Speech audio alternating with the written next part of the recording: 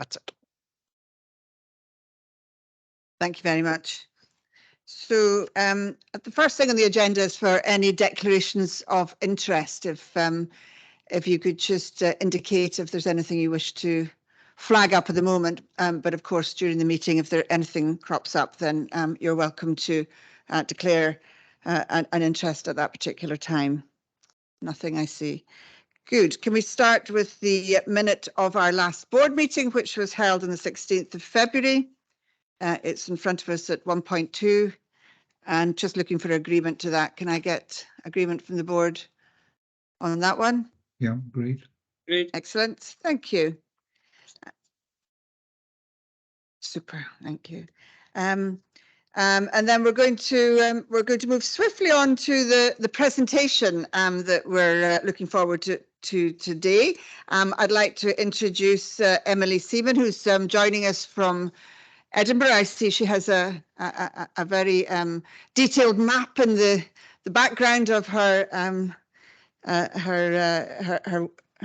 wall there. So welcome, and we'll hear more about the Aberdeen Rapid Transit from Emily. Thank you. I'll just kick off then. 1 moment. If someone could just tell me when my screen's come through there. Yep, we can see that. Thank you. Okay, so yeah, thanks for having us here today and inviting us to speak about progress that has been made on this study to date that's being undertaken by Stantec on behalf of Nestrans. So just a brief agenda of a list of what we're going to talk about. I'll do a quick introduction of the Stantec team who are on the call, talk about the progress that we've made to date, talk about what we mean by bus rapid transit and how does that feed into the ART vision, the development of a number of success factors we've worked up to help us work through this sort of development of options and the appraisal of the options for ART, how that's fed into the development of transport planning objectives for the scheme, and then the options that we're looking at and how they are being appraised. So just to say, it's not just me on the call today. The project director for this study, which is Scott Leatham from Stantec, also joins me as well. So he may say a few things against the slides as we're going through. We've made quite a lot of progress already, actually. So there was initial study stage, the boxes there in green, that was part of the inception process that we undertook, defining how we'd approach the study and sort of mapping out the relationship between this study and, as you'll be aware, there's a lot of other bus partnership funded studies being undertaken in Aberdeen at the moment on the multimodal corridor appraisals, and I'll discuss a bit later how those are all feeding into each other. We've also completed, and it was completed about mid-February, the case for change stage of the study. So setting out sort of the strategic rationale as to why there should be change in the transport system. And now we're in the preliminary options appraisal stage, which is task 3 in the middle of that diagram. And I'm going to provide a little bit of an overview of the work that was done at task 2 at the case for change stage, but mostly we're focusing today on the preliminary options appraisal work that we're doing and the options that we're appraising at the moment. So in terms of the case for change, and really there's been a lot of changes in the policy landscape that have occurred in the last few years. So the Scottish Government's climate change plan was the updated version was published in 2020. And there's also been the route map to achieving the 20% reduction in car kilometres by 2030. So how are we going to meet that target in the government's reducing car use for a healthier, fairer and greener Scotland that was also published last year. There's also been the Scotland's National Transport Strategy 2 that came out in early 2020, and within that there is the sustainable travel hierarchy and the investment hierarchy that very much guide the work that we're doing, and also the Transport Act 2019, which gave new opportunities and powers to local authorities in terms of the introduction of bus service improvement partnerships, and I'll talk a little bit about that later and how they can be used to implement ART, and also the powers to implement workplace parking licence schemes and low emission zones, which are opportunities as well in terms of delivering those supporting mechanisms to support the success of ART. But really, a lot of this policy change has really provided the rationale and justification now to implement supporting changes and behavioural change catalysts in the transport system, all focused towards lowering the carbon emissions from transport. So why really is that? Well, obviously ART seeks to enable this step change in public transport. Why is it really needed? And that has formed part of the strategic rationale within this case for change work that we've undertaken. So the completion of the Aberdeen Western Peripheral route provided large opportunities in terms of reassessing the roads hierarchy, and obviously the North East Scotland roads hierarchy work was undertaken, looking at how the secondary and primary routes into the city of Aberdeen. And it's also given then the opportunity to prioritise sustainable transport infrastructure on some of those routes and the facilities in the city centre to enable that. And of course, bring forward, importantly, the city centre master plan schemes. But over the last decade, car use has increased in the North East. And whilst there's a lot of talk, obviously, around the switch to electric vehicles, it's not the panacea to reducing carbon emissions associated with transport. And quite a lot of carbon is still wrapped up in the development and use of electric vehicles. And obviously, they're also not affordable to all. The COVID-19 pandemic has obviously impacted significantly on the public transport network and on bus patronage as well. And in general, over the last decade or so, there's been a real lack of investment in bus infrastructure. This isn't just in Aberdeen, this is across Scotland and across the whole of the UK. And still we see journey times by bus are much longer than by car or rail. Little encouragement to use the park and ride sites from that if you see yourself on the bus still being overtaken by cars. And indeed, the park and ride sites around Aberdeen are significantly underutilised. And there's general still perceptions of poor bus travel across a certain proportion of the population. So really, art and why the step change is needed in public transport is around the need to provide this incentive for people to really change their travel behaviours. And so the art vision, just to remind everyone, is about developing a high quality, high frequency mass transit network across the city. So on those key corridors, as defined by the roads hierarchy, linking key destinations and anchored by the park and ride sites at the Bridge of Dom, at Craveston, at Kingswells, and the planned site at Porthleven. And really, ARC seeks to deliver really improved travel times for public transport. So something that is more akin to car journey times, or even better than car journey times. That's high quality, so it's contemporary, it's modern, it's got a good branding, good image, and it is effective means of connectivity across the whole city and enabling those from out with the city to come and utilise that network. And it's integrated, so it's a seamless transition with other modes, including other bus services, rail and cycling and walking networks as well. So when we started this project, we sort of stepped back and said, well, what do we actually mean by bus rapid transit? How do we translate that art vision into the rapid transit sort of image? And the definition from the Institute of Transportation and Development Policy defines bus rapid transit as a high quality bus-based transit system that delivers fast, comfortable, and cost-effective services at metro level capacities. And it does this through the provision of dedicated lanes, maybe busways, bus lanes and iconic stations, off-board fare collection, so it's fast, and then with fast and frequent operations. And so when you really distill that down, there's three key things that BRT needs to deliver. It needs to deliver high segregation, and that is through the infrastructure that's provided for the network. It needs to deliver fast and frequent services. So those are the services that are actually provided that utilise that infrastructure. And importantly, high capacity, and that's through the vehicles that operate on that infrastructure. So what does that mean for art in terms of those three elements? Well, by high segregation, we mean that there's a dedicated right of way. So it's dedicated public transport road space, potentially up to 24 hours a day, making it really clear that that is a dedicated space only to be used by public transport vehicles. And importantly as well, junction treatments. And we've been using this phrase throughout the study that public transport, so the BRT, should only stop at stops, at bus stops.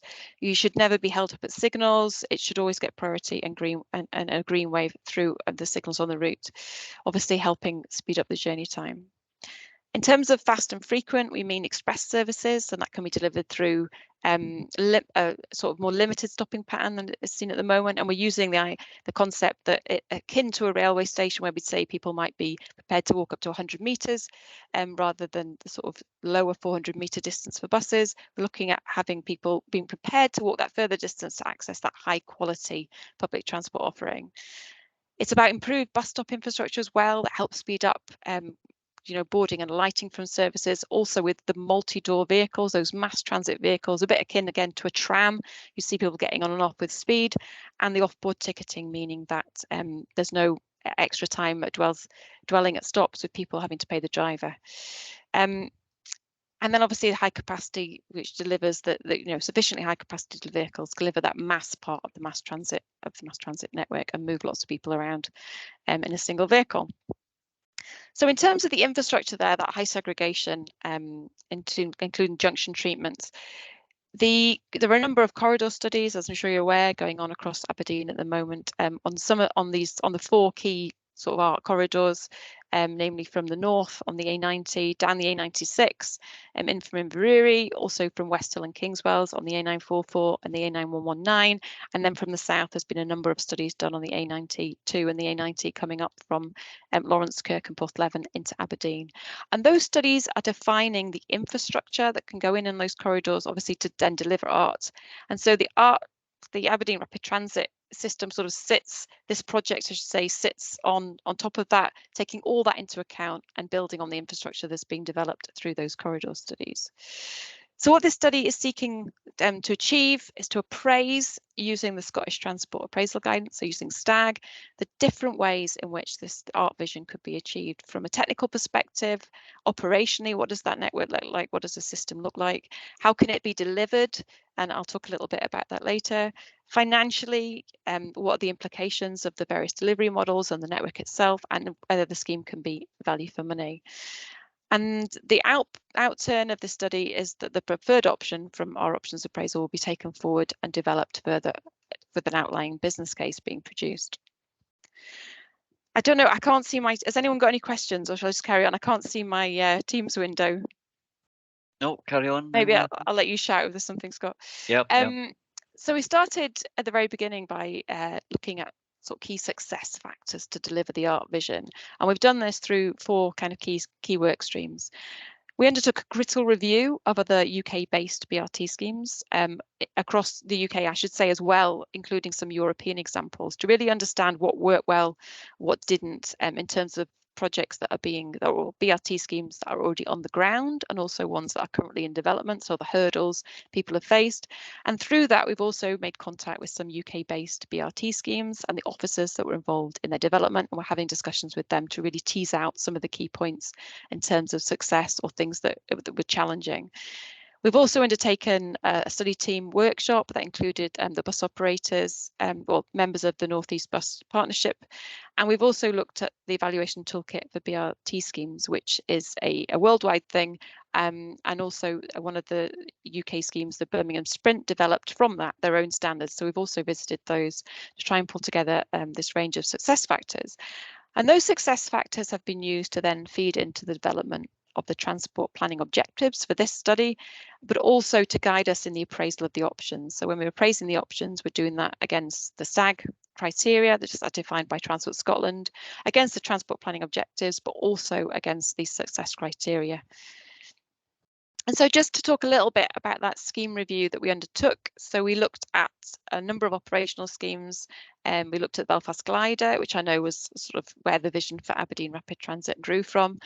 The Swansea FRT Metro scheme that's been in operation for some years, but has been downgraded from technical and engineering issues. So it's really useful to understand what those were. We've looked at the Kent Fast Track. We've looked at a scheme operating in Glasgow, the Fastlink scheme. We've also looked at 2 of those European examples, like I said, in Brittany and one in Paris. And we've also looked at the Birmingham Sprint, which is currently in construction, and indeed we have spoken with the officers from that scheme, and we've looked at Bristol Metro Bus Network, and we were due to speak with the officers last week, but we're speaking with them I think next week now in terms of their scheme development. And importantly, from all this work, and I'll go on to some of the key things that came out on the next slide, but importantly, we also wanted to look at what the enabling measures and policies were that weren't necessarily strictly to do with the scheme, but really allowed the schemes to be successful. So some of those supporting measures, be it car parking policy changes, or segmenting up city centres, etc. So we've also kind of delved into some of the detail on that. So in terms of what came out of that review, well, clearly substantial segregation is required. So there should be provision for only public transport, dedicated public transport space to enable success in these schemes, separated maybe by road markings or the colour of the surface, or indeed completely separate dedicated busways. And that segregation is really enforced. So there's cameras, there's ways and means of making sure that it's adhered to so that you get that reliability in that service. And that is involved in many places, also requiring the removal of parking to enable that segregation to go in. There are significant construction costs with these schemes in terms of utilities and road layout changes, junction amendments, etc. All schemes have, technology as a key part in enabling junction signalling, so enabling that green wave for buses through signals, and also in terms of providing information to passengers, real-time information at stops, etc. The branding is important in terms of creating something that's easily marketable, that's a modern image, and also it doesn't necessarily have a clear tie to the operating company. So it's a really clearly branded product and public transport offering. It's clearly important to integrate with active travel, so with walking and cycling, enabling ease of access to get to those stops, especially if they're slightly further spaced on the road network. Seamless ticketing is certainly commonplace, so really helping speed up that boarding and lighting process. So there's no driver interface, tickets are purchased either online on an app or off board, so there's no ticket purchasing in vehicles. And like I said in the previous slide, that demand management measures are also important in terms of encouraging people to get out of their cars and really get onto the system and ensure its success. So we have gone through, like I say, those 4 steps to define the success factors, and there's been a number of factors. In fact, there's 27 or so that have been divided into 7 sort of clear categories. So that's around political support and policy compliance, around the demand for the scheme, the regulatory framework for actually being able to deliver that scheme and the funding that's available, the highway operating environment, so what does the actual scheme look like on the ground, and the vehicles that are used, and the supporting measures that I've talked about, and the technology. And across those factors, all of them could be considered what could make a good bus service, but really is about achieving all of the success factors we defined across all these categories and shifting that dial from maybe a 2 or a 3 out of 5 across some of them to really ensuring you hit everything to ensure success, a 5 out of 5 score across all the categories and all the factors within them that we've defined. And that's how you get that step change in public transport offering. So as I said, hopefully you can see the slide, but the success factors have been used then to define the 5 clear transport planning objectives for the ART scheme. And these were indeed in the case for change document and executive summary that I believe you've received as part of the packs for this meeting. But just to say that the 5 objectives are all, the first one is about substantially reducing public transport travel times. And as I said before, the aim really should be to make them as quick as, if not faster than, car journey times to really incentivize people to use the scheme.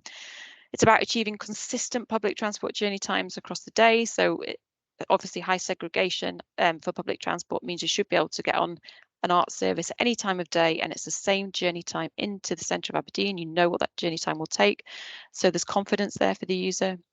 It's about making ART fully accessible for everyone, so everyone can utilise this service. It's about improving perceptions and quality of public transport in Aberdeen and along those ART corridors to really encourage people to use the service and provide something new. And it's about integrating ART with the other transport across the region. So as I said, with active travel and with rail, etc. So you can get those seamless journeys across all transport modes. So I'll quickly talk about the option development work that we've done. So taking all those success factors, and we've developed options and how the ART would look from a public and operator perspective across 5 broad categories. And these are really defined by a number of characteristics. It's around the infrastructure, so the scope and scale of the bus priority infrastructure that's to be provided. It's around the vehicles that will operate on those services. It's around the nature of the services within the ART corridors, and also the nature of the bus services affected, so the frequencies, the routes, etc. It's about the subsidy implications in terms of, and that's connected in part to the delivery model and the demand that can be achieved on those corridors. And we have developed, as I say, 5 kind of broad categories of option. Now, at the top, I should say, we're starting from the existing position. I'll just quickly talk through these 5 broad categories. So all the options include this high segregation. So all options include the same infrastructure that's been developed, as I said, through the corridor studies. So as a simplification, all options start from that same base. So they've all got that high segregation, which enables the fast services. And hopefully you can see that feeding in on the yellow boxes into that flow diagram there. So the question is then, how do services and how does the network operate, and what vehicles are used within that? And just to quickly talk about the two forms in terms of delivering art as a vision. If you look down the left-hand side of the tree on options 1, 2, and 3, these could be delivered by a bus services improvement partnership. So that's an agreement between the council and bus operators. So the council, as the local transport authority, provides the infrastructure, and the operators sign up to a level of service, vehicle quality, etc., through an agreement. So option 1, as I say, is we would seek the same. We would see the infrastructure providing that high segregation, so the infrastructure coming out of the corridor studies, but that would be, in terms of option 1, it would just be the existing services that operate within Aberdeen benefiting from those improved journey times from the services that currently operate because the infrastructure has been put in place. Option 2, so coming down the left-hand side of the tree, would then tackle the frequent part of the high segregation, fast and frequent and high capacity. So the frequent part of it by providing enhanced services on the existing operations, so more frequent services, because being able to use the resource that's maybe saved from faster journey times and put that back into the network and improve the number of services that are operating. And then option 3 looks at the network and considers, well, how could we integrate and revise existing services to provide a really slick art network down the art corridors, maybe through feeder services from some feeding into the park and ride sites, with then the art service operating down those corridors. And you'd obviously get a more improved journey time from that, because you'd be removing some of the existing services from the art corridors and really trying to dedicate it more towards art services. If you go down the right-hand side of the tree, option 4 then looks at taking the infrastructure that's obviously feeding off option 1, taking that infrastructure and actually looking at the vehicles, so providing the high capacity angle. We would look at having new art services with new vehicles operating on that infrastructure. And then option 5 looks at, again, that revision and integration of existing service into that network to provide, like I said, that sort of slicker operation of art services down the corridor. If you look at option 1, is probably the lowest risk because you've got existing operations on the improved infrastructure, and option 5 is probably the greatest risk because you've got new art services, new vehicles on the improved infrastructure, and you're revising and integrating some of those existing services. So if you go from option 1 to option 5, it's sort of a degrees of risk as you go up. I should say options 4 and 5 would probably require, or very likely require, a kind of franchising arrangement where the local authority would have the decision making, the service planning, and crucially the risk revenue passed to them as the local transport authority, and the operators would become contracted suppliers operating the required bus services across that network. Oh, wrong way.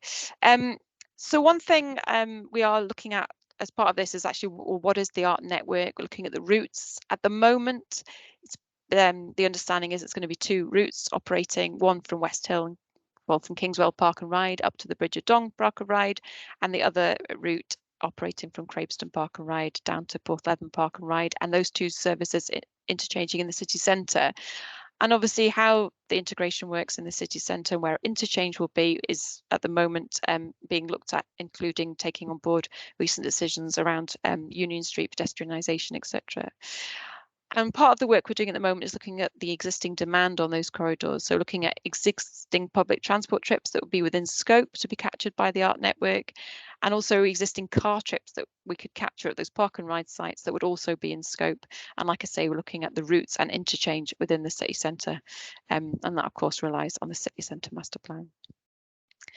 So in terms of the appraisal, at the moment, we're working through that process for those 5 broad categories of options, and we're appraising them against the 5 TPOs that I talked about around. We're also appraising against the SAG criteria, and you can see those listed there. So the standard criteria that we appraise against on transport studies in Scotland. We're also appraising against those 7 categories of success factors, and we're also doing some work around the risk and uncertainty inherent in the different regulatory frameworks for the options and the deliverability of those options through either a BSIP or a franchise type arrangement. And this is just the last slide really to explain where we are in the project programme and the reporting of this. So the current stage, stage 3 or task 3 there, the options appraisal, is to report near the start of May. And we'll then move on to a more detailed appraisal that should be reported sort of by late July. Then there's a gateway review period where this goes to the Bus Partnership Fund of Transport Scotland to work through that review before we progress on to outline business case stage. The Bus Partnership Fund money is to be spent within a 5-year timeframe, and if a decision could be made in early 2023 around the work that's ongoing here, then something could potentially be on the ground within around 3 years' time. That was a really fast run through of everything we've done. I would invite comments, questions, but thank you for listening.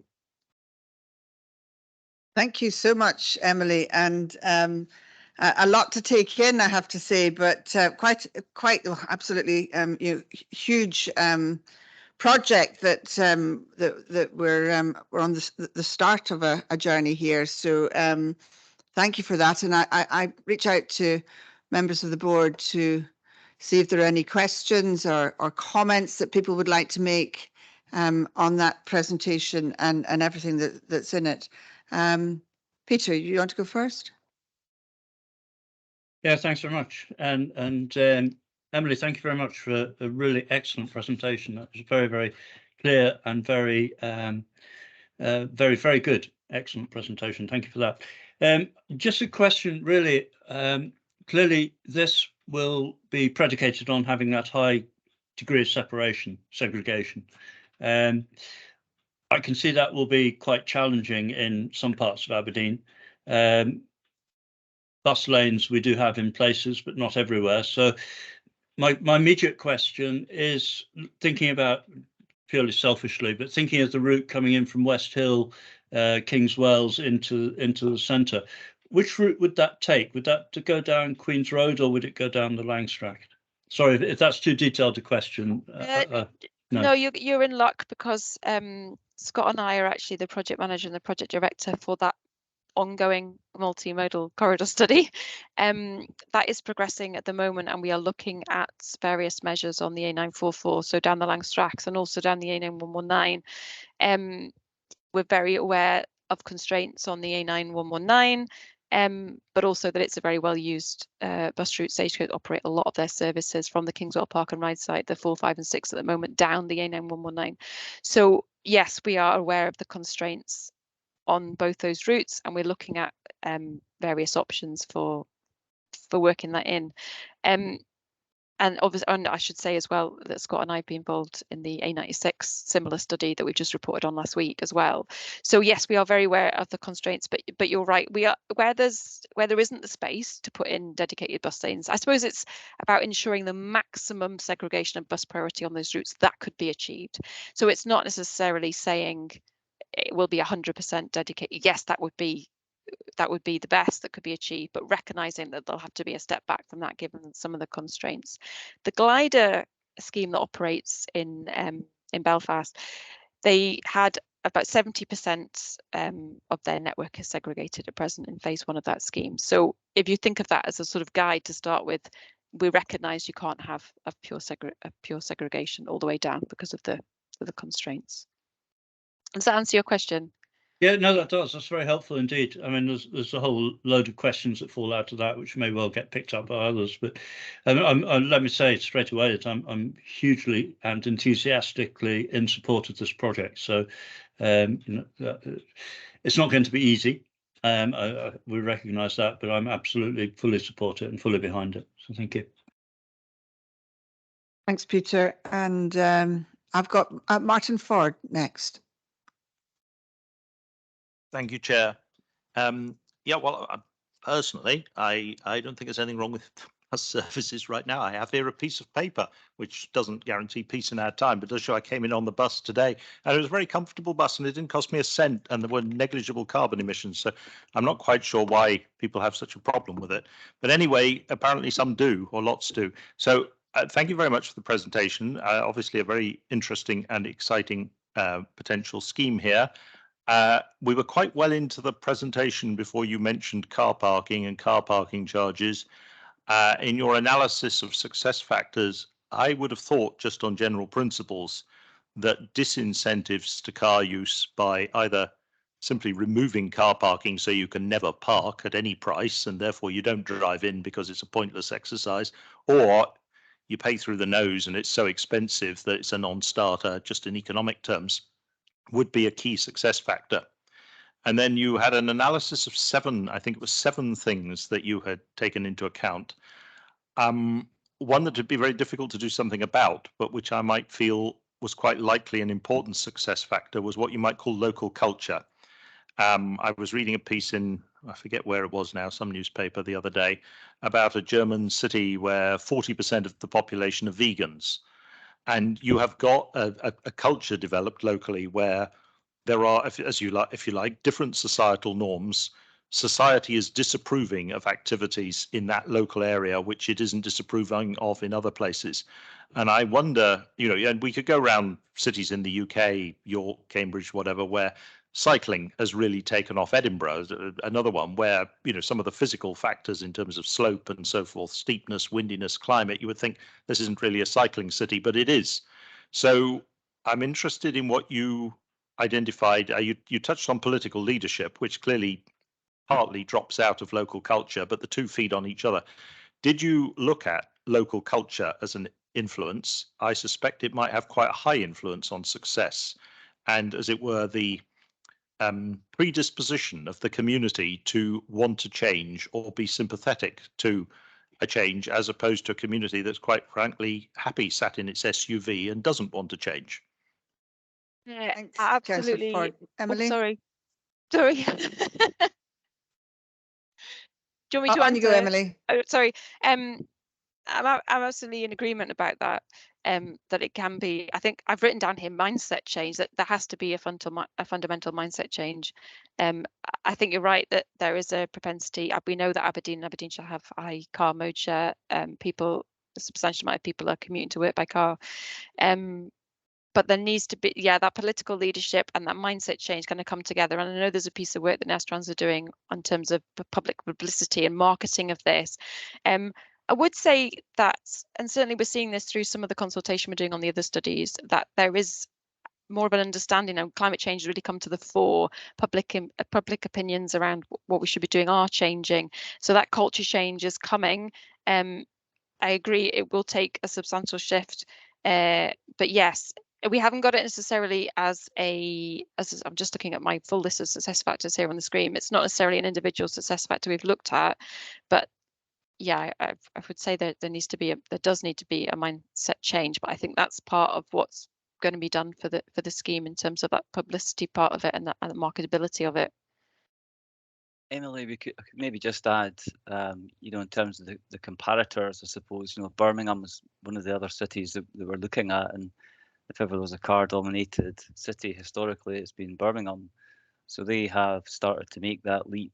They've been removing road space, taking away underpasses, and they're now, embarking on this quite aggressive Birmingham Sprint scheme. So, I think that's, cultures can change. It can take a while. But if it can happen in Birmingham, then I'm sure it could happen in Aberdeen. Martin. Yes, sorry. I would thank you, but I was also interested in as it were, the degree of criticality of the disincentives to car use, and I particularly itemized car parking. If you did an analysis of your success factors, I might just guess from first principles that the disincentives to, as it were, the status quo are really mission critical in terms of effecting change. That if you just introduce a fabulous bus service but do nothing else, it's not going to work, one would suspect. But maybe you can tell us from your data how crucial it is to also make the commitment to disincentivize car use at the same time. I think it is fundamental and it is required. And I mean, I suppose you only have to look at some of the park and ride sites around Aberdeen to see that they were put in with services operating from them, but nothing was done to manage necessarily the impact or to disincentivize car travel. So the two absolutely do go hand in hand. I don't know, Scott, if you want to add anything to that. Yeah, I mean, I don't think there's anything in the data where you can clearly make a connection. You know, apart from anything else, a lot of parking charges are set, you know, commercially in any case, so it's not something that the council has a control over. But yeah, I don't think there's an example where you can say, you know, in city X, they put in a BRT scheme of this nature and they combined it with a parking policy of this, and you know, therefore patronage on the scheme went up by Y%. I don't think there's evidence, you know, as directly as that, but yeah, I mean, one would think it's self-evident that for a scheme like this to work, you know, there has to be, you know, it's old phrase, but there has to be carrots and sticks to some extent. But I think in terms of our study, we are not straying into, or this study isn't straying into making recommendations around restraint measures or demand management measures. I mean, at the moment, it's focused on the form of art itself. But you know, in passing, it's fair to point out that these measures would clearly be helpful and complementary to the success of the scheme. Thanks very much. Colin Allenach? Hi, Emily. Thanks very much for that. It was really interesting. Just a couple of things, and again, the corridor I kind of know most about is out the Bridge of Dawn way. So at the moment, there's a couple of bus lanes that got in and out along that. So is it the aim for the segregation, picking on what Peter said, is the aim to keep those bus lanes as now only bus lanes, or, you know, I mean, at the moment they're bus stroke cycle lanes at the moment.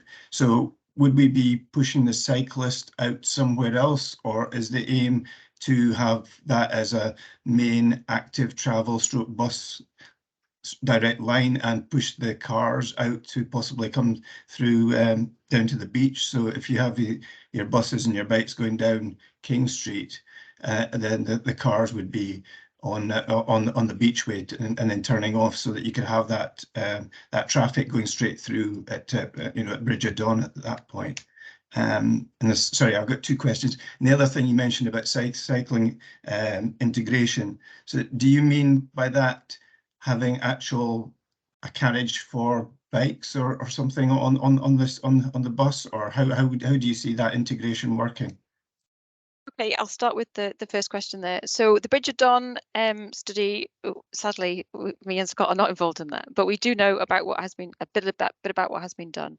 So ACOM have been looking at options like we have done on the A96 and the A944 on the Ellen to Garth D study that's been reported to council, I think it was in February, and is now progressing to business case stage. So I think well, first of all, I would say it is not good guidance, good practice to put buses and cycles in the same lane.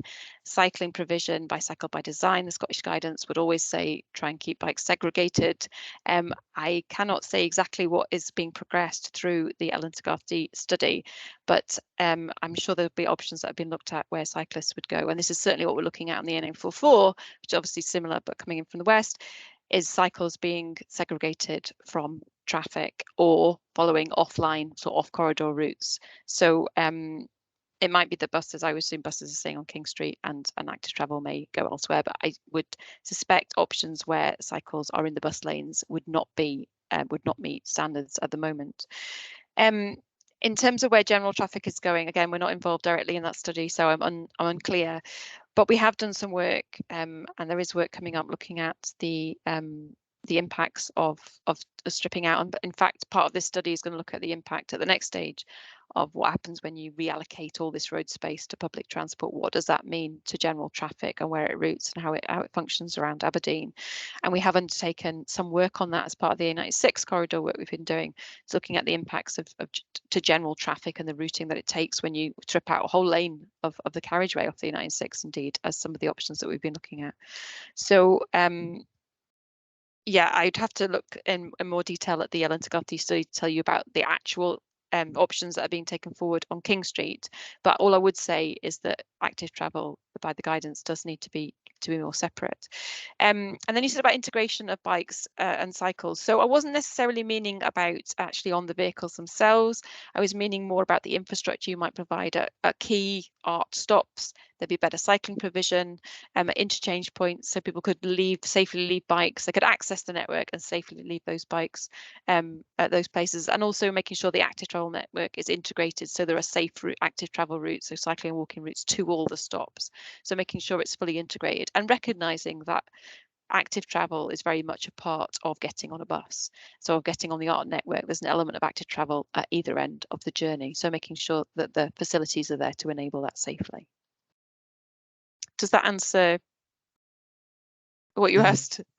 like Peter says, I'm sure there'll be a lot more in the detail that goes on with that coming up. But yeah, it's an interesting thing. Thanks very much for that. And I would also say, because the corridor studies are still being progressed, I can't obviously tell you what the infrastructure is along these routes, because they're all obviously at certain stages in their consideration.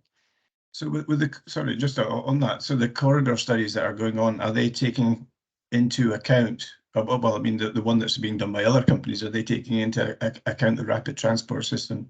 Yeah. Right, okay, all right, Yeah. Thank you. Yeah. Can I, following on from that, Emily, ask about whether the study has taken into account the bike hire scheme, which we hope to have up and running in Aberdeen fairly soon as well? This is the electric bike scheme. Yes. Yeah. Well, it's certainly part of. It wouldn't necessarily feed into the options that we're looking at, but obviously, yes, you could have. There should be. It's part of that scheme. In fact, it would be very useful indeed to understand where the docking stations or how that scheme was operating, and making sure it was aligned with what's coming out of the artwork and the options that are being developed when it actually comes to the network. Yeah, and we're aware of it. I'm not, I have to say, I'm not sure of the details of that yet, but it would be useful to feed that in. And also, I guess, to be aware, I mean, which you are, of the city centre master plan, but particularly the plans around the beachfront and so on, that will obviously impact on anything that can be done in that area. Yeah. Excellent. Can Maggie Bockle, do you want to come in? Yeah, thank you. Couple of observations maybe rather than questions, or maybe questions, not sure how it'll go when I start speaking. Following up, I guess, from some of what Martin was saying, you know, clearly we're not doing this in isolation. It is part of our regional transport strategy that we've just agreed. So, you know, it's part of a package of measures that's going to encourage people to do the shift. So we're not looking at people just shifting in order to use this rather than their cars. We're looking at them changing how they travel and what they travel to in all kinds of ways. So I think it's important to keep remembering that. Like Martin, I also think there's, you know, fundamentally nothing particularly wrong with the current bus system, but clearly other people do, and therefore suspect that possibly we'll need to go down some of the more radical options to be able to get that change in people's attitudes towards using public transport, even though technically I don't think that should be necessary. I suppose a couple of concerns that I've got is, you know, we're still looking at corridors in and out of the city and not kind of across the city and through the city, and that's always been a problem with how Aberdeen functions, both in terms of, you know, people using cars and in terms of public transport. And I suppose what we've just been talking about there about having different transport, different corridor studies, makes me worry a little bit about that, because, you know, how are we looking at this as one transport system when we seem to be having lots of different corridor studies? Now, I should probably know the answer to that, so apologies if that's a kind of stupid question. But, you know, are we convinced that this system will make a big enough difference to stop people still thinking it's easier to use their car to get from Portlet into the Bridge of Dawn if they have to get one rapid transport system into the city and then another one back out again? You'd like to think that if that system's working well enough, that shouldn't be a big deal. But if they can just get in a car, go around the AWPR and get there, then what's going to stop them doing that?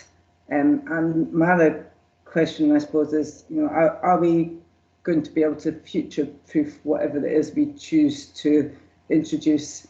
And, you know, Sandra and probably Rab and maybe some others will remember that many years ago we did a trip to York to look at what was then considered to be state-of-the-art rapid transport, public rapid transport systems, and yet there's nothing in York that you're mentioning now as being something that we should be looking at as being a model for how we should be going forward. So we just want to make sure that whatever we do, particularly if we do end up going down some of the more radical options that are going to cost more money, that we know that that's going to be sustainable in the longer term.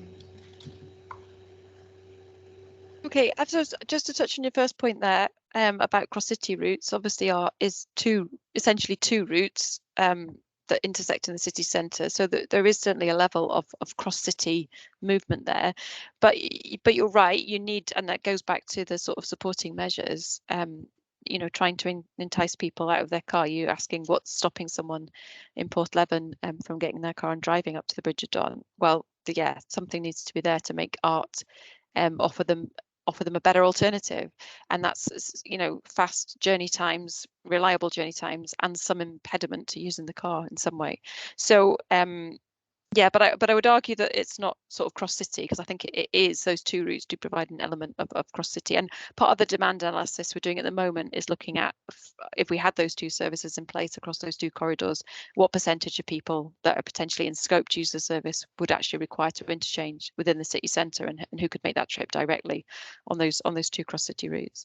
In terms of future-proofing, I suppose it depends. Yes, it very much depends on the infrastructure that's being put in. And actually, one benefit of the type of busway type, so, you know, segregated, you know, guided busway type infrastructure, is that you can future-proof it in terms of putting in light rail or tram at a future date. But yes, that's certainly something we need to take cognizance of when we look through the appraisal. So I do take that point. I think maybe just to add to that, the 5 options that we set out there, almost, you know, the future proofing thing is tied in with risk, I suppose. You know, you're going to end up building the wrong thing. So the 5 options really go from the lowest risk option, which is really just to provide the infrastructure and leave the commercial bus network to itself. And then the sort of at the other end of the scale is this, you know, the sort of full Monty job is where we've got, you know, new vehicles, new services, specify a specified network of bus services running under some sort of franchises. So that is a very radical departure from the traditional, you know, situation in Aberdeen, where it's a commercially, you know, it's a commercial bus market basically. So within our 5 options, we're sort of spanning the full range of, you know, arguably lowest risk to sort of higher risk, and really it's what we're setting out to try and establish is, you know, to what extent can the art vision be delivered under each of those 5 increments, as it were. And I think once we're armed with that information, it'll give, you know, people what they need to you know, to decide how, you know, where they want to sit on that scale. And in a sense, yeah, that does. Yeah, that risk-based approach will also take into account the sort of potential concerns about, as I say, future-proofing and building the wrong thing. Thanks, Scott. And I guess the thing to bear in mind as well, that looking at those options, that, you know, having a high degree of segregation is absolutely required for anything to happen going forward with a good quality public transport scheme in Aberdeen. So there is going to be a requirement to do that. And coming back to Peter's point about you know, the political will and the difficulties around that, I think, you know, we need to acknowledge that it's not going to be at all easy, but all of them are going to have to tackle that and get that high segregation element in place. Martin? Thank you, Chair, for letting me back in. Just a very specific point you raised in the discussion there, the potential disincentive of changing buses, because the 2 routes, as I understand it, are, you know, A to B and C to D, and all the buses do A to B or C to D. If you had half the buses from A going to B, but the other half going to D, you wouldn't have to change buses, but you would have a penalty that the frequency of the bus to the other destination has been halved because it's shared. So I wonder whether you have looked at a relative disincentive of reduced frequency because of diversity of destinations versus actually the bus doesn't go to where I want to go, and by the time I've changed bus and it's 5 minutes wait at the bus stop and it's cold day anyway, that is also a disincentive. So which model have you looked at? Which model delivers the best outcome in terms of modal shift and so forth? As it were, an ultra high frequency, but every bus does the same route with the same stops, versus a diversity of destinations, even if it's only 2, but inevitably a frequency penalty. No, we haven't looked at that yet, but that is a very interesting point. And I totally take that on board. I don't know if Scott, you wanted to add. Yeah, I mean, I suppose we're not at that stage yet, but as we move through this process, we will be doing a sort of modelling exercise to get a a sort of sighting shot, as it were, of what the demand for this sort of thing might be, and at that point, I mean, that does sound like an interesting experiment, and I think that's something we should probably do. I mean, my guess would be that it depends on how frequent the bus is to start with.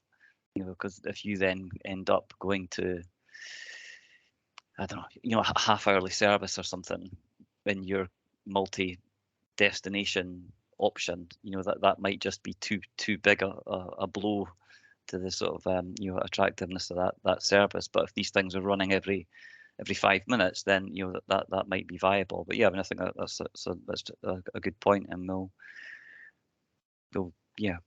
have a look at that when we get to that stage. And I guess the thing to remember is that there will be other buses that that will be operating in the city in the usual sort of routes. Those 2 buses would be for the art, but there would be other buses as well. And I'll take Jerry in and then maybe come back to you, unless it's on that very point. Then on you go, Martin. I mean, I presume there is a sort of established tolerance of how long people are prepared to wait for turn up and go, and the point at which someone starts to look at a timetable. And so, yes, maybe the crucial factor is what you have to have a frequency that is, as it were, within nearly everybody's tolerance for doing turn up and go, or it won't work. And that will interact with whether you can afford to have a diversity of destinations and reduce the need to change buses. But yeah, as you say, you'll come to that when you have the detail, and you'll do a vast computer model, and you'll be an optimum solution, and you'll tell us what it is. Thanks, Martin. I look forward to coming back and telling you that. Jerry. Thanks, Councillor MacDonald. Couple of questions. Probably the first one is commercially based in terms of the 5 options. Who derives the ticketing price? I think price of ticketing of public transport in Aberdeen is going to be quite critical. It's regarded compared to other cities as being expensive at the moment. Is this going to be a more cost-effective option to encourage the public to take public transport? So who is going to control the pricing of that? And perhaps the second question is why 2 routes? How have we arrived at there being 2 routes? And in any of these 5 options, what is the likelihood of other commercial bus operators coming into the marketplace? And is there a cost factor here in procuring, say, option 5, where you've got a franchise, and that there will be penalties, perhaps compensation looked upon by First Bus and other public transport operators that are currently operating within the city? Yeah, okay. So on your first point, I'll just pick up that we have been looking at bus prices and the cost of public transport in Aberdeen, and it has been actually coming down. It's more in line now with other cities within Scotland. It was historically higher, but not necessarily anymore. In terms of the ticket pricing, it would very much depend on the route and the option that was being put in. So if there's a bus service improvement plan or partnership, sorry, probably there wouldn't be any thing there to enable the local authority to control bus fares in that commercial market. However, in a franchise, the ownership of the system falls far more to local transport authority, so to Aberdeen City Council, and there would be, I believe, scope to look at pricing. But franchising does come with greater risk and uncertainty and greater revenue risk for the operators and indeed for the council. So there is a much greater risk of doing so, and you're absolutely right. And one of the risks and the uncertainties that we have noted in the appraisal we're undertaking is that the impacts on existing operators, so on Stagecoach and First, would vary and could be there could be a wide range of impacts in terms of, if it's a franchise agreement, what does that mean to their services and their current operations. And yes, there's the potential for we're discussing things about competition law and all sorts in terms of that appraisal. So we totally appreciate there is a greater risk and uncertainty around a number of factors in terms of going down the franchising route. That makes it challenging. Doesn't mean it wouldn't enable you to do, well, it would enable you to deliver what we believe is more of what the art vision, that sort of all singing, all dancing, full Monty, as Scott called it, of art. But it does come with inherently greater risk. Yeah. Thanks very much, Emily and Scott. There are no more hands up at the moment, but I would invite you to stay on for our next item. We're going to pull forward the item that's 5.1 on the agenda, Bus Partnership Fund update. It does seem sensible to do that. And if you do want to stay and listen into that, please feel free to do so. But thank you from all at the board for your presentation and for your answers to some quite searching questions. So thank you very much for that indeed. Thank you. Can I ask Kirsty Chalmers to perhaps introduce the item on page 121 of the report, item 5.1. Thank you. Yes, this is about just a report, Bus Partnership Fund update. I suspect it might be quite light touch given the discussion that we've just had, but the purpose of it really was to put the Case for Change report that Stantec have done in front of the board and give you the opportunity to see that. And there's also a bit of an update on the corridor studies.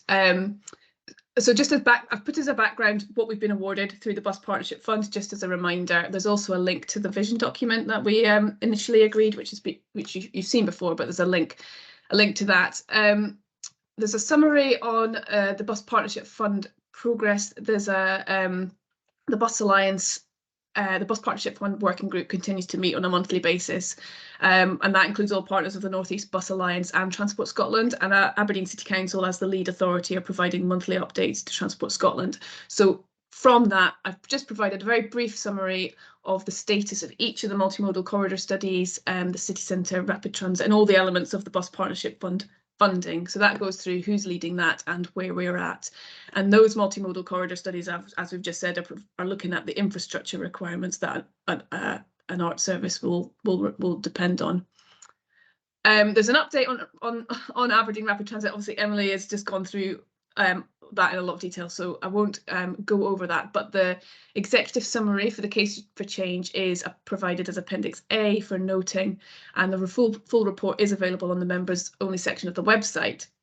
We have, as Transport Scotland are the funders of the Bus Partnership Fund, we had submitted that to the Bus Partnership Fund team for comment. As we were writing this report, we just got comments back from them, so we're just currently, there's not going to be any substantial changes to the Case for Change report, but we will reflect what they've said, and then we will upload the full Case for Change report to the Nestrans website. I also just wanted to provide a brief update on the stakeholder engagement, marketing and communications support that we're commissioning. We've got money through the BPF to put towards comms and engagement, recognising that that's going to be quite a key part of the success of an ART system. So we've put a tender out for specialist external support to really develop and deliver a wide-reaching stakeholder engagement, marketing and comms plan to support the delivery of art.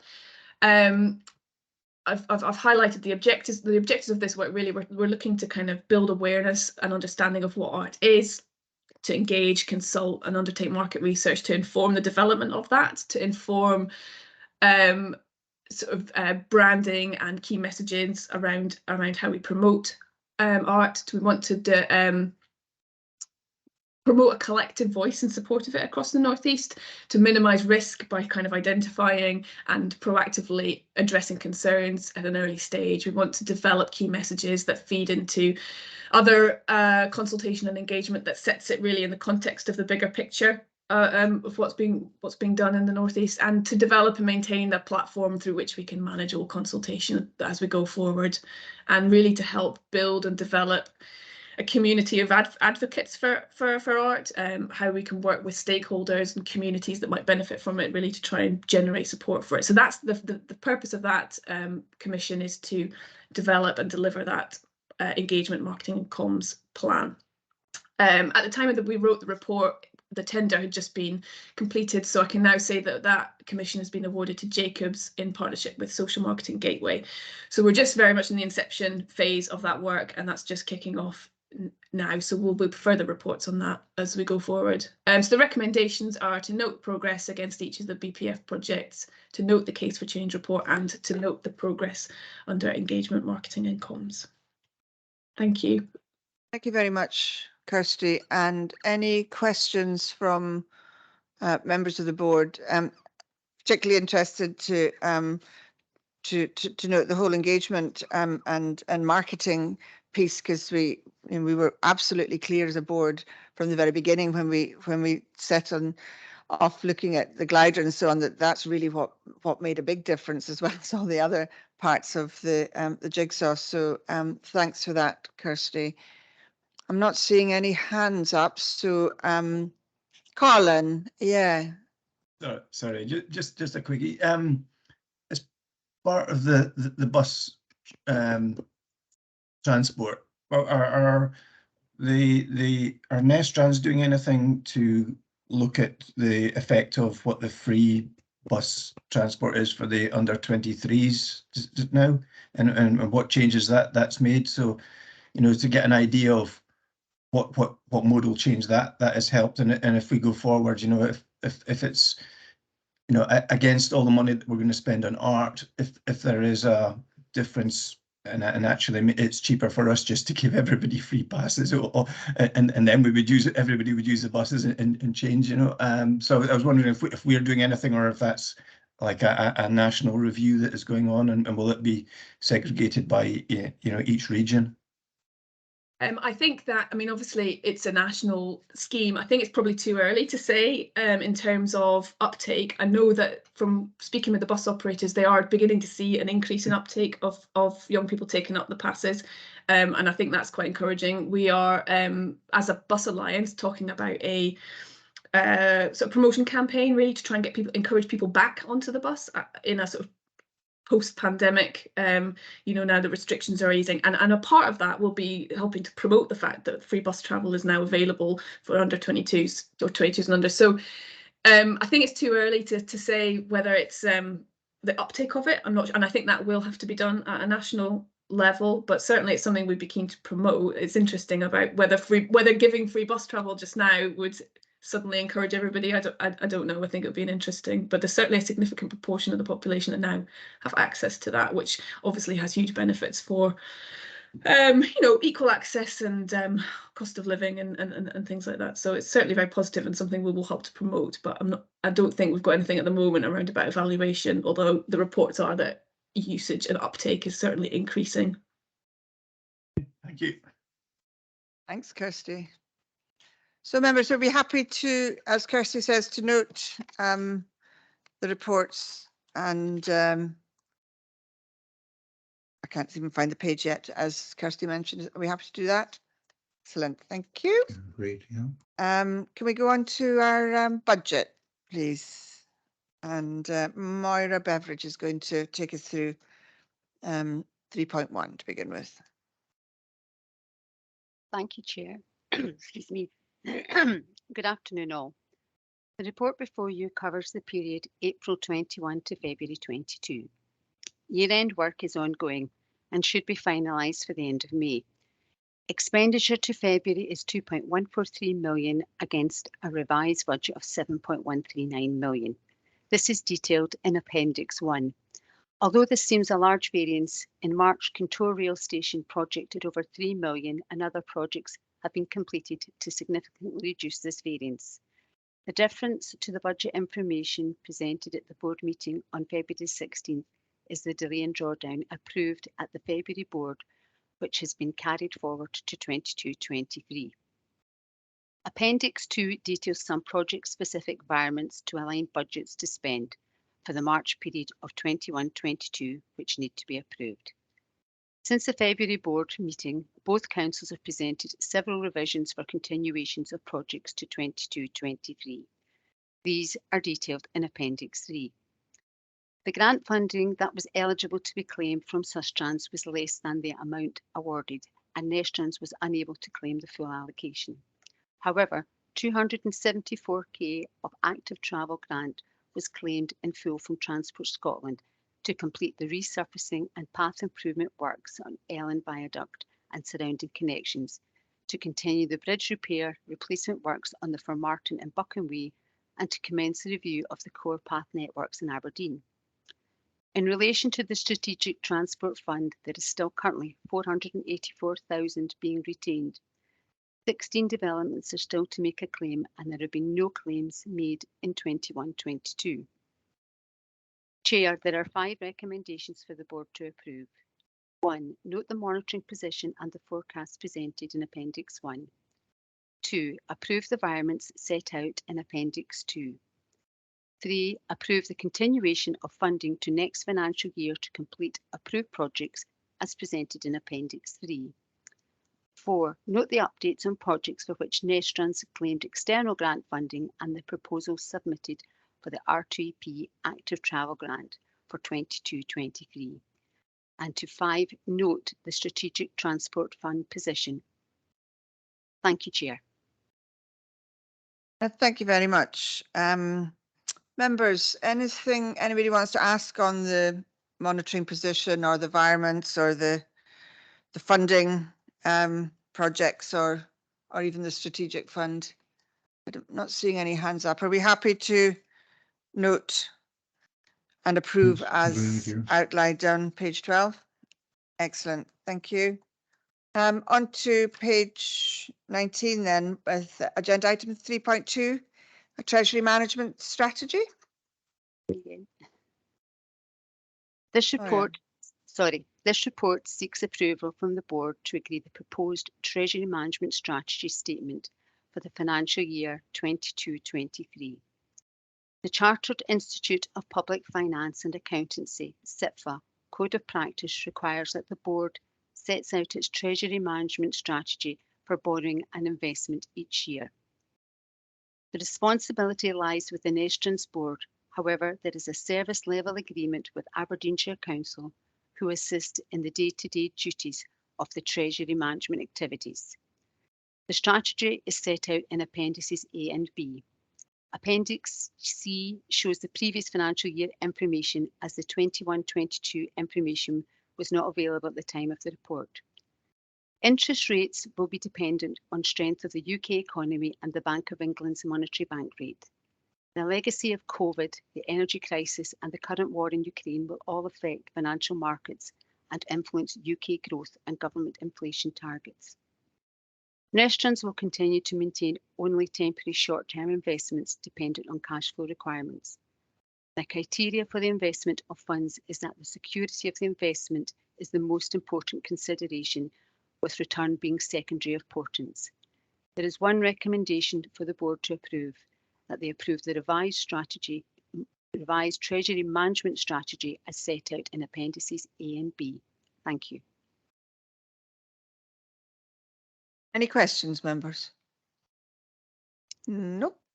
Happy to approve the revised Treasury management strategy?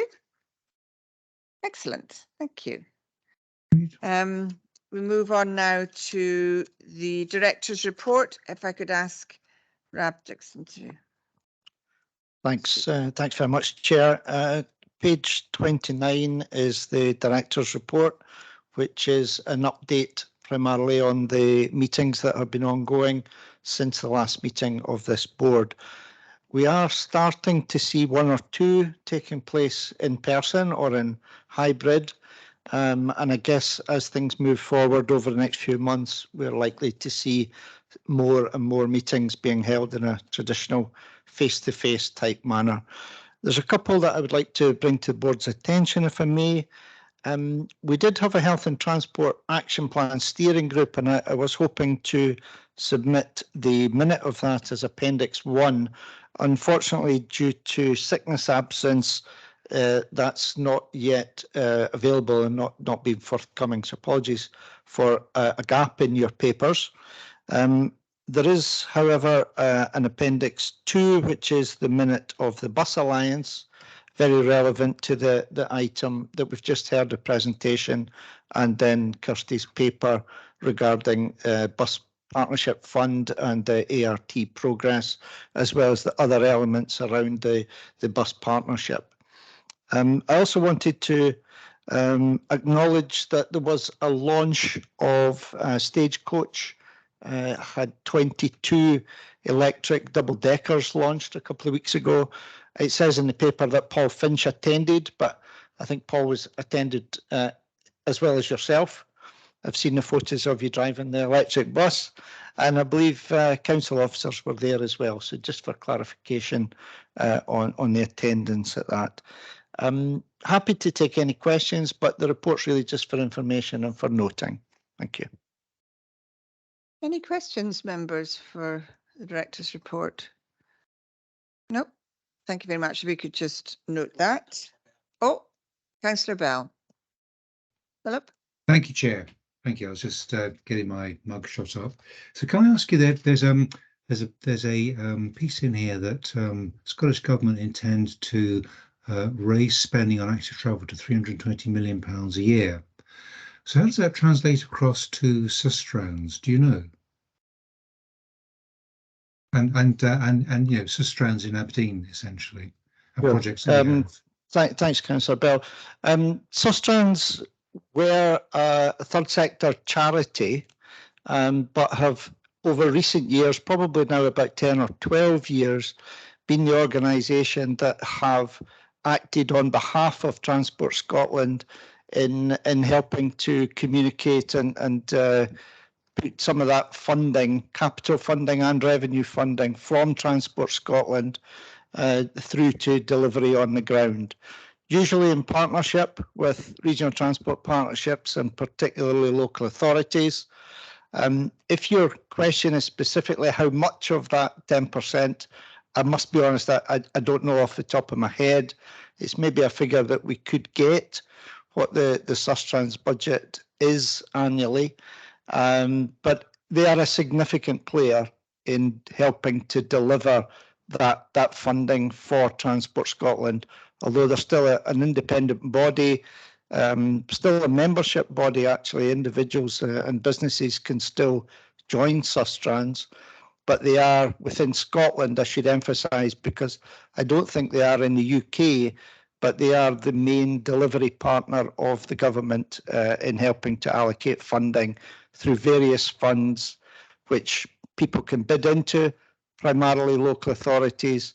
As you know, we have an active travel development officer who is jointly funded by Sustrans and Nestrans in John Barron, and he helps to try and ensure that as large a share of their funding can be directed to the northeast as we can manage in partnership with the two councils.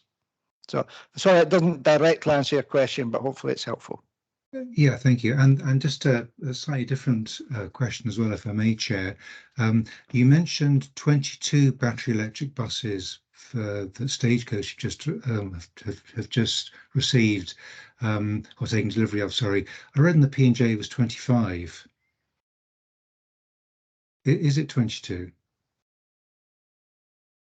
I'm not sure. I understood 22. I looked at Stagecoach's press release. I think said 22. I didn't see it in the P&J. I'm afraid. I'm looking at Paul, who's shaking his head. Sandra. Yeah, there was obviously only 2 at the launch. I know this is part of. You know, they are looking towards bringing more in future tranches. And I know that first they're looking at delivery of electric buses when they can, although they do warn that there's about a 2-year lead in some of these in terms of getting the vehicles that they're looking for. But I'm afraid I don't know the exact number. I was understood it was 22. Thanks, because I thought 25 was significant because, of course, first they can have 25 hydrogen buses by next year. They've got 15 now. They're getting 10 more next year. Thanks very much. Chair, I think the old advice is don't believe everything you read in the newspapers. Yeah, Paul, did you have something to add? Yeah, I just checked the press release. It says 22, but I think that's an initial tranche of 22. Perhaps more will follow to bring it over above 25, perhaps in the future. Let us see what happens. Okay, thanks. Thanks very much. Okay, members, if we could just note that and move on to the annual report. Rab. Thanks, Chair. The annual report has been brought forward a little bit earlier this year because there is an election on the 5th of May and there may be some turnover in terms of the membership of this board. So we felt it was important to bring forward the annual report in terms of the main draft of the text for the board, which has been involved in delivering a lot of the aspects contained therein.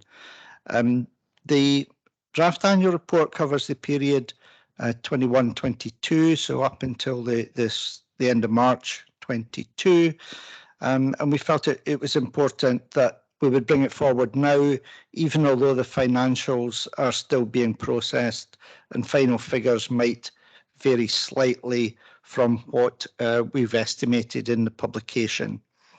The recommendations are to consider the text of the annual report and the business plan going forward, to approve publication once the financial information is closed off, and we also have to send a copy then to both Scottish Office Ministers, Scottish Executive Ministers, and to the Chief Executives at the 2 constituent councils.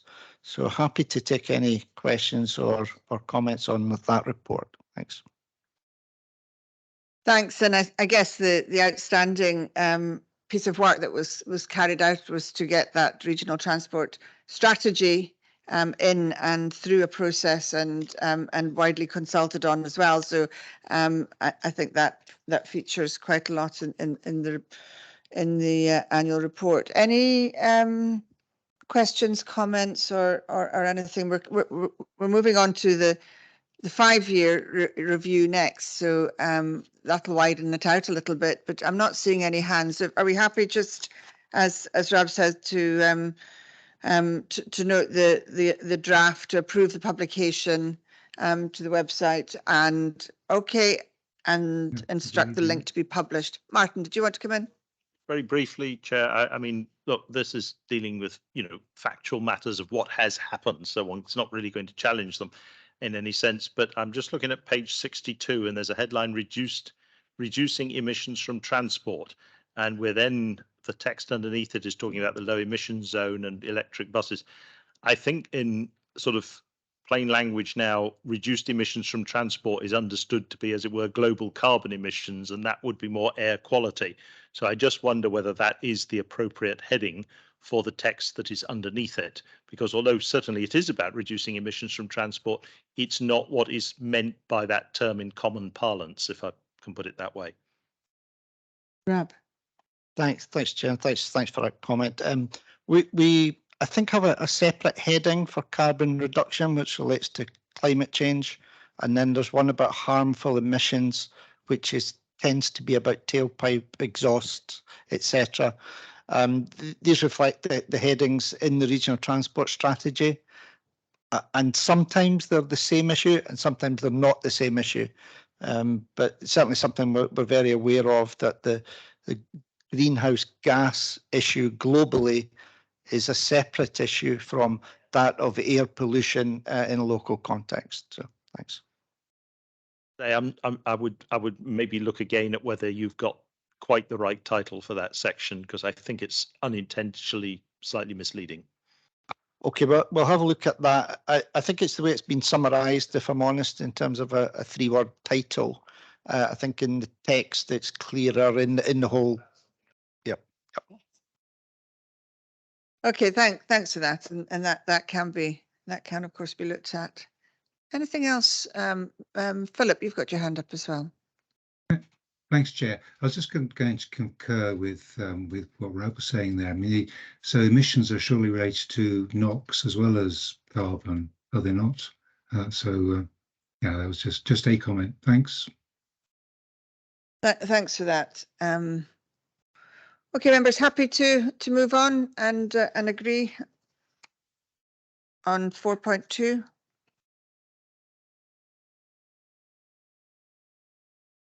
Peter, did you want to make a comment or a question? Yes, sorry, I was waiting for my microphone to switch on. Yes, I will, because it's one of those days and it's our last meeting. But under the developing the rail network section, there's a reference, very welcome reference to the studies and so on that were done for Inch Railway Station. We have also, and I think it might be worth considering adding it, press for Inch to be included in the STPR, because that is something that I think is of significance, that we have press for that, along with Aberdeenshire Council indeed, but I do think it's worthy of mention. No, that's helpful. Thanks. Would you agree, Rab? Yes, thanks. I think the STPR2 submission was probably after the April deadline. This obviously relates to the financial year 21-22, but certainly something we'll take on board for the next annual report, since I suspect it falls into the 22-23 annual period. I'll maybe bring in if Kelly Wiltshire is there, if there's an update on Inch. We had a short meeting this morning, so Kelly, I've no doubt will let us know. Thanks. Yes, I had a very brief meeting with Transport Scotland this morning, which was very positive about Inch. It was very much saying that, apart from a couple of minor comments we might get on our stag study, they were pretty much in agreement with the study, which was great.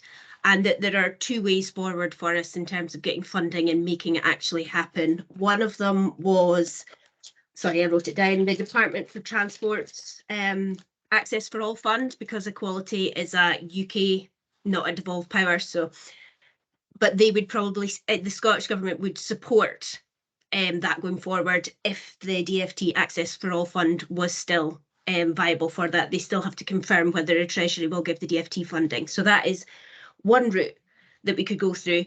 If that wasn't successful, absolutely what you were saying, they would then put it into the STPR2 side of things. So there are two possible routes for us to get funding for Inch, but certainly there was lots of positive noises coming out of Transport Scotland that they thought this was an important project, and have asked me to give them a little bit more background information around Inch and stuff so they can help build that business case. So I think it's good news. Obviously, we haven't got any confirmations, nothing's been written down or anything, but certainly lots of positive noises were coming out, and we do have two potential avenues for funding to make this project actually happen on the ground, which would be great. So I will obviously keep going with that and keep campaigning and keep working away and giving them the information they need to make it happen. Fantastic. Thank you very much. I think that really is quite good news for us, and very encouraging to hear. So thanks for that, Kelly. I think you'll be pleased to hear that, Peter. I am. That's really excellent news, and much better than I expected to hear. Just raising it on the spur of the moment there. But Kelly, thanks very much for that. Really very, very good. Thank you. Thanks. So rewind back to the recommendations in front of us. Can we agree those, members? Thanks very much. Agreed. Excellent. Okay, on to our report card for the last 5 years, Rab. Yeah, I suppose that traditionally my report cards always said must do better, but I think in this occasion we're trying to emphasise actually how much has been achieved, and to pull together what has been, you know, a fairly significant 5-year period in terms of strategic transport. So we thought it was appropriate to pull together a short report just with the main things that have changed and been achieved. Some of them have been road schemes, but there have also been rail schemes, a significant development at Aberdeen South Harbour, improvements at Aberdeen Airport Terminal, and significant, I think, from a Nestrans perspective, the development of policy and the input that we've had in various national documents, and obviously the regional transport strategy that this board has pulled together and had approved in November of last year. So there's a short report there, just pulling together these main elements and asking members to note it, and we can publish and publicise around some of that. So thank you. Thank you very much. And have I got any questions? Martin? A comment, really, Chair. I don't know whether the director, as it were, did this deliberately or whether it's just the way it panned out, but I think it's a fantastic comment on the state of transport policy and transport thinking in the North East and Scotland and the UK, that policy development, the first bullet point is climate change emissions reduction targets. The second bullet point is the update of the climate change plan, which are shaping everything we do. When we come to processes, the first bullet point is dualling of the A96 between Inverness and Aberdeen committed within the Scottish Government's infrastructure, though I think it's got as much chance as going ahead as a chocolate teapot as of holding tea, but never mind. There it is. That's the top one on processes. And when we come down to strategic road improvements, there's another massive road stream. Here we are, the Aberdeen Rest and Peripheral Route. I mean, these are all facts. I'm not arguing, Rab, with the factual record, but it is a really pertinent comment on where we are with transport. We've already discussed today, Chair, the need for radical, rapid change. And yet the last 5 years, we've got legacy projects from 1950s thinking. So whilst, Rab, you might have done must do better, I think my mark would be, after some major transgressions, signs of improvement. Thanks very much. I take your point. I mean, we have over the last, I would say, 20 years, the focus has very much been on those big infrastructure projects. And, you know, we've all, the consensus was that although you wouldn't agree, I guess, but that we did need a Western peripheral route, and we have one now. And I think it's absolutely right. The next 20 years is going to be different. It has to be different. We didn't, you know, climate change is there. It's evident and every day. So you know, we have to move around and do things differently. And I think the pandemic has shown how things can be done differently, and we need to work on what's come out of that as well. So I'm not going to give it a score. I'm not going to give it a score out of 10 today, but having seen, you know, many positive things in here as well around, you know, low emission zone, about the hydrogen hub that we're leading here in the Northeast, and you know, various things, big projects as well. I think we are set now with those out of the way, and that carbon locked in, that we have to do things differently, and we have to do them in a way that does look after our environment more, but it's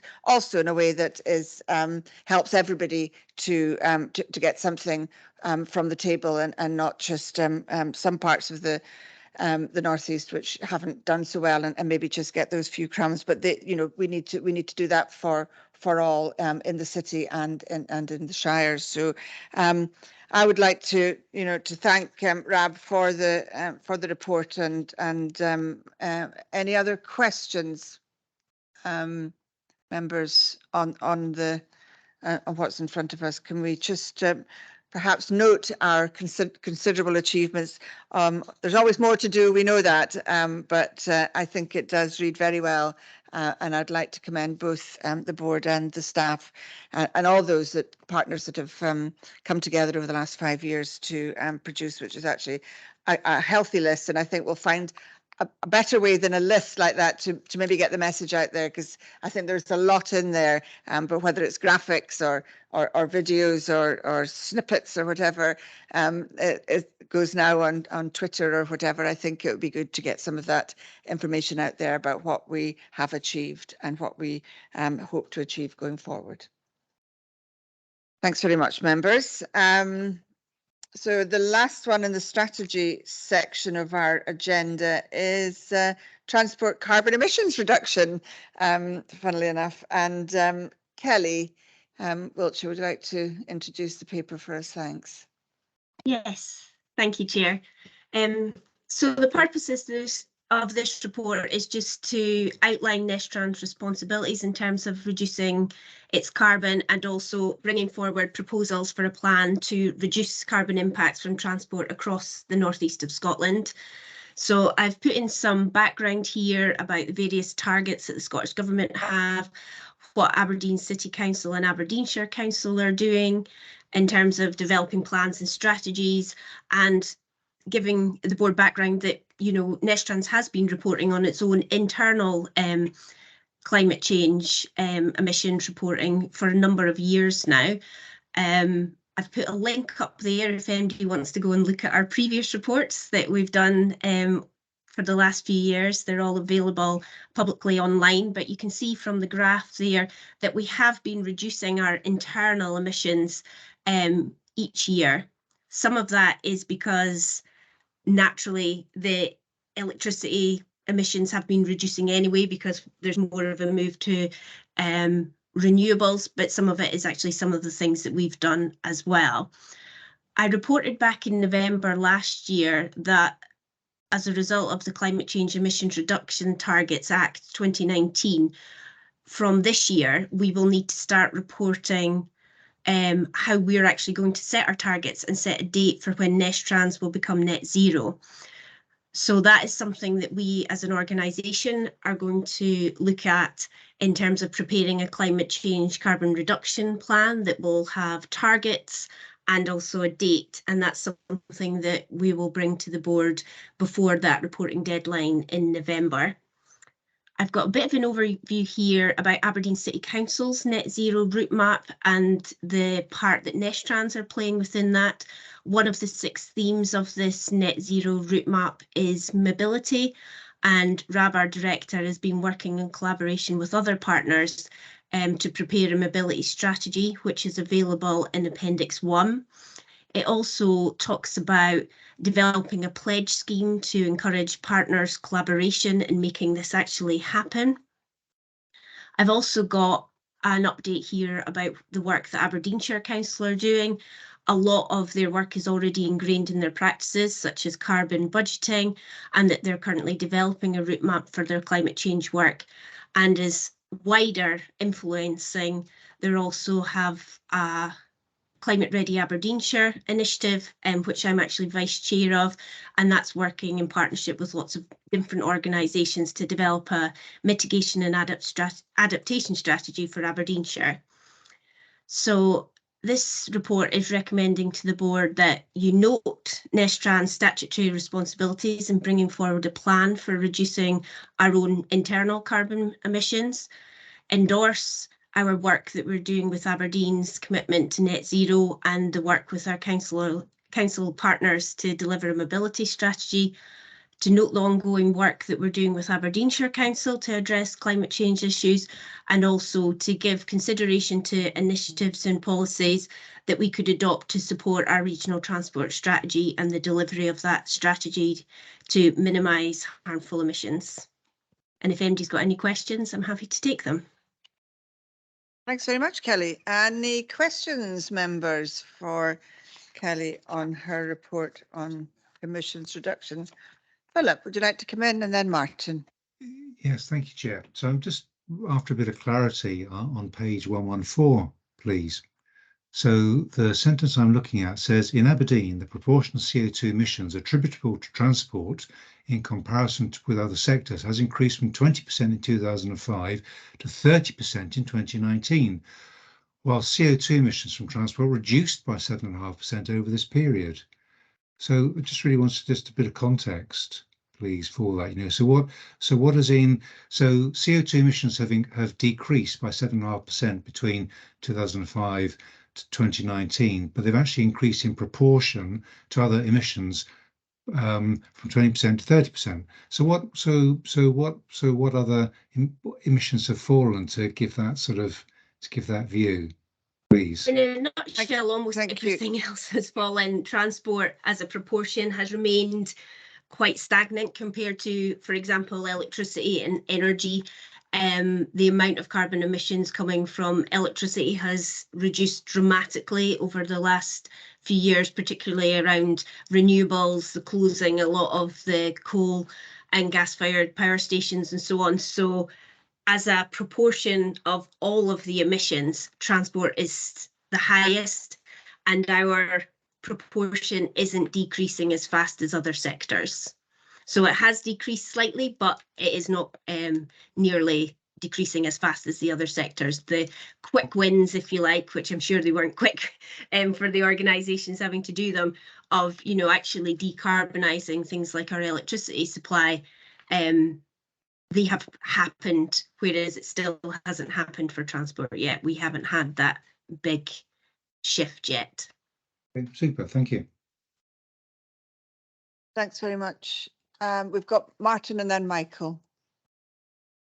Right. Firstly, just a clarification. I think in the report, the report makes very clear that Nestrans has its emissions because Rab turns the heater on in his office, as it were, from their own operations, but also or he doesn't. He maybe a light anyway, LED, but that there's the, as it were, the domestic emissions, but there's also clearly much more importantly Nestrans' role in helping our society in the northeast reduce its emissions, which is a much bigger issue. But I think that split is perhaps slightly less clear when it comes on to the comments about the two councils. My understanding is that Aberdeen City Council's net zero route map is for the city, not for the council, although that clearly has to be part of it. Aberdeenshire's route map that is currently being undertaken is for the council's carbon emissions, along with its carbon, the reportable emissions. So they're not the same thing. One is the Nestrans internal emissions, and the other is the Nestrans societal role. I'm quite happy to support the recommendations. The mobility strategy for Aberdeen is an interesting read. Prioritising sustainable transport on the first page. Well, really, the first stop is don't do it, because we just do far too much transport rather than starting with walking and cycling. There are, forgive me, some comments about things that not only need to be done, but should have been done a long time ago, and highlight that there are some difficult decisions that need to be taken. But I mean, we could have said there were some difficult decisions that need to be taken 20 years ago, and they ain't been taken yet. So whilst I, absolutely agree with the comment that is, quote here, identify major road schemes which are not necessary or appropriate and make positive decisions against their development. Fantastic. What have we been doing for the last 20 years? Well, not taking those positive decisions. So best of luck with it. Best of luck to Nestrans in working with the City Council. The document does, for the most part, say what needs to be done. However, we could have arrived at that quite some time ago. The issue is, up until now, we have done some of it, but we have done by no means all of it. But I'll stick with the report card, signs of improvement. Thank you very much. Thank you, Martin. Michael. It was just to ask, we've got the Nestrans, like, as organisational emissions. Is that, just quickly checking, is that just the emissions, or is there any offsetting involved in that at all? And just going forward, are we likely to have an element of offsetting to reach net zero? Are we going to be effectively aspiring to what's absolute zero of just no emissions whatsoever? Just to kind of get about, I realise we've not kind of looked at that. I realise we've not got that report coming forward, just kind of an idea of how we're going to get there. Is there going to be a degree of carbon offsetting to actually get Nestrans as an organisation to net zero? Kelly? Thank you. It's a really good question, and that is something that will probably be going to the board in a future report on how do we want to develop our plan to actually go to net zero and how we're actually going to do that. But you're correct, the emissions that we've currently reported are just our internal emissions, and they don't include any offsetting. They're just, this is how much we used for electricity, this is our water and waste and so on. So it was, but yes, certainly for the future, offsetting or whatever it is that we want to do in terms of going to net zero is something that as a board we'll need to consider, but we will put forward a future report hopefully in the next few months' time to decide that. But there's the things that are on the table at the moment. Thank you, Michael. Martin. Since the O word has just been mentioned, I would just say you need to be awful careful about offsetting. It's very, very difficult to have, as it were, a proper audit control and know that there is a genuine reduction. Also, I mean, there's clearly an economic argument for paying somebody to make a reduction that is much easier and cheaper for them to make than it is for you to make the same reduction yourself. So overall, economically, that's beneficial. But if everybody has to be at zero, that kind of doesn't work anymore, because the offset person needs to be, the person who's doing the offsetting needs to be at zero themselves. And whilst they may have been quite happy to take your money to make early reductions in the early years, in the end, everybody has to be at zero. I would, and also there's a great deal of greenwash in offsetting where, you know, it's not at all clear that there has been, as it were, a genuine one-off reduction that is something that would have happened anyway. There are perverse incentives in here. General advice, don't do it. And so, I mean, clearly the board will take its decision in due course, and I won't be part of the board by the time it does. But since I haven't got an opportunity to speak then, Chair, I'll speak now. Don't. Thank you very much. Thank you, for Martin. that. We will await that report. But I think some of what you've said is well known and well understood. And whilst you can try and fudge it a little bit, at the end of the day, we have to be doing what's right for Nestrans, and that I hope a future board will do. So thanks very much. And can we agree the recommendations on page 113, members? That's splendid. Thank you very much. If we could move on to Bus Partnership Fund. Oh no, we've done that. So the we're going out into the Banff Macduff River Devon Active Travel Bridge, of which we have some pictures in a report in front of us. So John Barron, are you there to? Yep, I'm Chair here, thank you. Thank you. Good afternoon, everyone.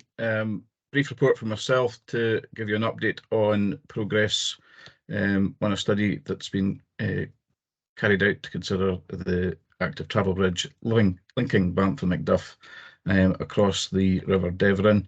The background, as members will be aware, there's been previous historical work on the bridge crossing, which I think I saw in Councillor Cox's background earlier, the existing crossing, and that has considered a number of options, including either amendments to existing bridge, a new active travel bridge, or creating a new vehicular bridge, with the existing being designated for active travel use. There's a number of combinations we looked at previously.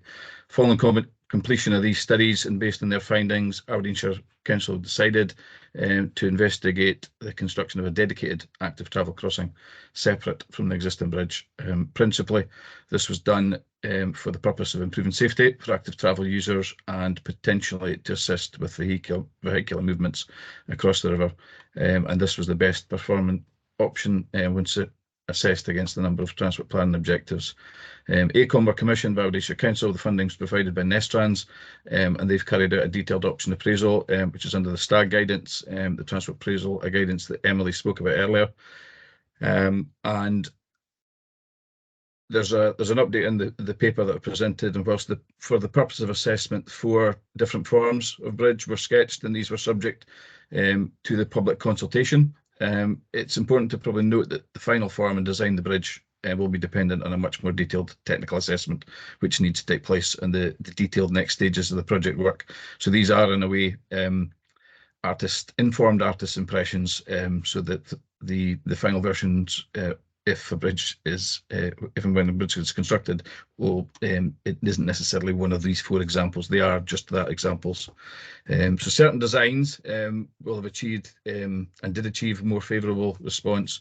The object of this study was to assess the feasibility of an active travel bridge and to see which alignments performed better against the transport objectives. And in simple terms, that was whether initially upstream or downstream of the existing bridge, and downstream scored better against the number of objectives. And this was the STAG criteria itself, which covers the likes of environment, safety, economy, integration, accessibility, social inclusion, and the priorities and outcomes of the National Transport Strategy, and also the Sustrans criteria, which are the coherence, the directness, the safety, comfortable and attractiveness of the structure. So there's a number of risks that still sound the project, and there's a number of steps, important steps that need to be taken place, as you can see in the next steps. I won't go through them, all you've no doubt studied them. There's still a lot to be done, and updates will be provided to the Council's respective committees as this work is done, and further refinement and detail work needs to be carried out. And the recommendation is to kind of note the progress, and that work hopefully will still continue to progress this, because it will hopefully be a much added improved feature to particularly residents of both communities, but those from further afield who need to use it as well. Thank you. Yeah, and thank you. I think it really sounds like one to watch and see how it develops. Councillor Cox, you've got your hand up now. I'm not sure if it was in this or perhaps the last item that you wanted to come in on. It's this matter, Chair. Yes, please. Yeah, well, thank you, and thank you, John, for your comprehensive update. The bridge will add quite a lot of area, and we've got to take into consideration the active travel, the initiative to open up the pathways or develop some pathways. So this will be a big game changer in terms of people walking, certainly an active travel aspect. It's the debate has been we'd rather have a new road bridge, but this is something that should be delivered the sooner the better. We lost a wee bit of traction, but pleased that things are now picking up. We appreciate there's a lot more work to be done, the technical aspects, but thank you very much, and let's keep the traction going and see the end of the road and getting this bridge put in place. So thank you very much. Thank you, Councillor Cox. Martin. Yeah, it's just a question about well, carbon. Surprise, surprise. The Aberdeenshire Council has got pretty smart now at looking at, as it were, the revenue consequences of carbon. You know, a new school very well insulated and all the rest of it. We know, as it were, its lifetime emissions from use, but the embodied carbon in construction is still a bit of a blind spot. In fact, it is a blind spot. So we've got concrete options here. We've got a timber option here. We've got a cable stayed, which presumably means steel. I don't know. But it's a relevant fact how much emissions are caused by creating the bridge in the first place. It was not going to have any carbon emissions from running it once it's built, or negligible, if any. But it has the embodied carbon involved in the, as it were, the capital construction cost in carbon being considered in looking at the options? John, any ideas? Out of character for me, Chair, I can give probably a one-word answer. Yes, and maybe expanding on that very slightly. Yes, the conversations, as I said earlier, Councillor Ford, the examples given or the four were just that. They are examples, and yes, clearly, given the options that are there, they do come with very. There's a range of embodied carbon in the development. So yes, it did form part of the really comprehensive report, and it was one of the big factors, and it will no doubt continue to be one of the big factors that is looked at, as well as the as I say, there were upstream, downstream considerations. There were where the kind of potential landing sites on either side of the river, all these issues, as well as the wider environmental the kind of mouth of the river as well. But the actual structure itself clearly forms a huge part of that, and its build. So I've gone on from a one-word answer. Clearly, I can't commit to them. So, but yes, it has been considered. Thanks very much. So can we agree the recommendation to note the report on this potential active travel bridge across the River Devon? Thank you. And on to travel behaviour and attitude surveys for COVID. Paul Finch, are you going to take us through that? Yeah, thanks very much, Councillor MacDonald. I think board members by now, over the last couple of years, will be familiar that we've been doing, or we've commissioned these surveys just to understand people's travel behaviour and attitudes in response to the varying COVID restrictions. Obviously an unprecedented time in how people have adjusted to their trips. So we will know that in July 2020, we commissioned the first of these surveys, and we took the step of doing a further 6 in the following year as well, just because we knew that the COVID restrictions were ongoing and varied in their terms. And these were attitude tests as much as behaviour tests to a representative sample of residents both in the city and in the Shire, so we could get that overall picture of how people were responding and just their views on the different modes of transport. So the last of these surveys, Wave 16, was undertaken I think it was in February or March, and the executive summary for that is appended to the results, to the report. Possibly of more interest is a report that we asked the consultants to do, to say, can you look across at all the 16 surveys we've done and what are the key findings from there? So that has been published on the website. So key findings are, obviously, as the varying COVID restrictions have come in, there was a reduction in trips.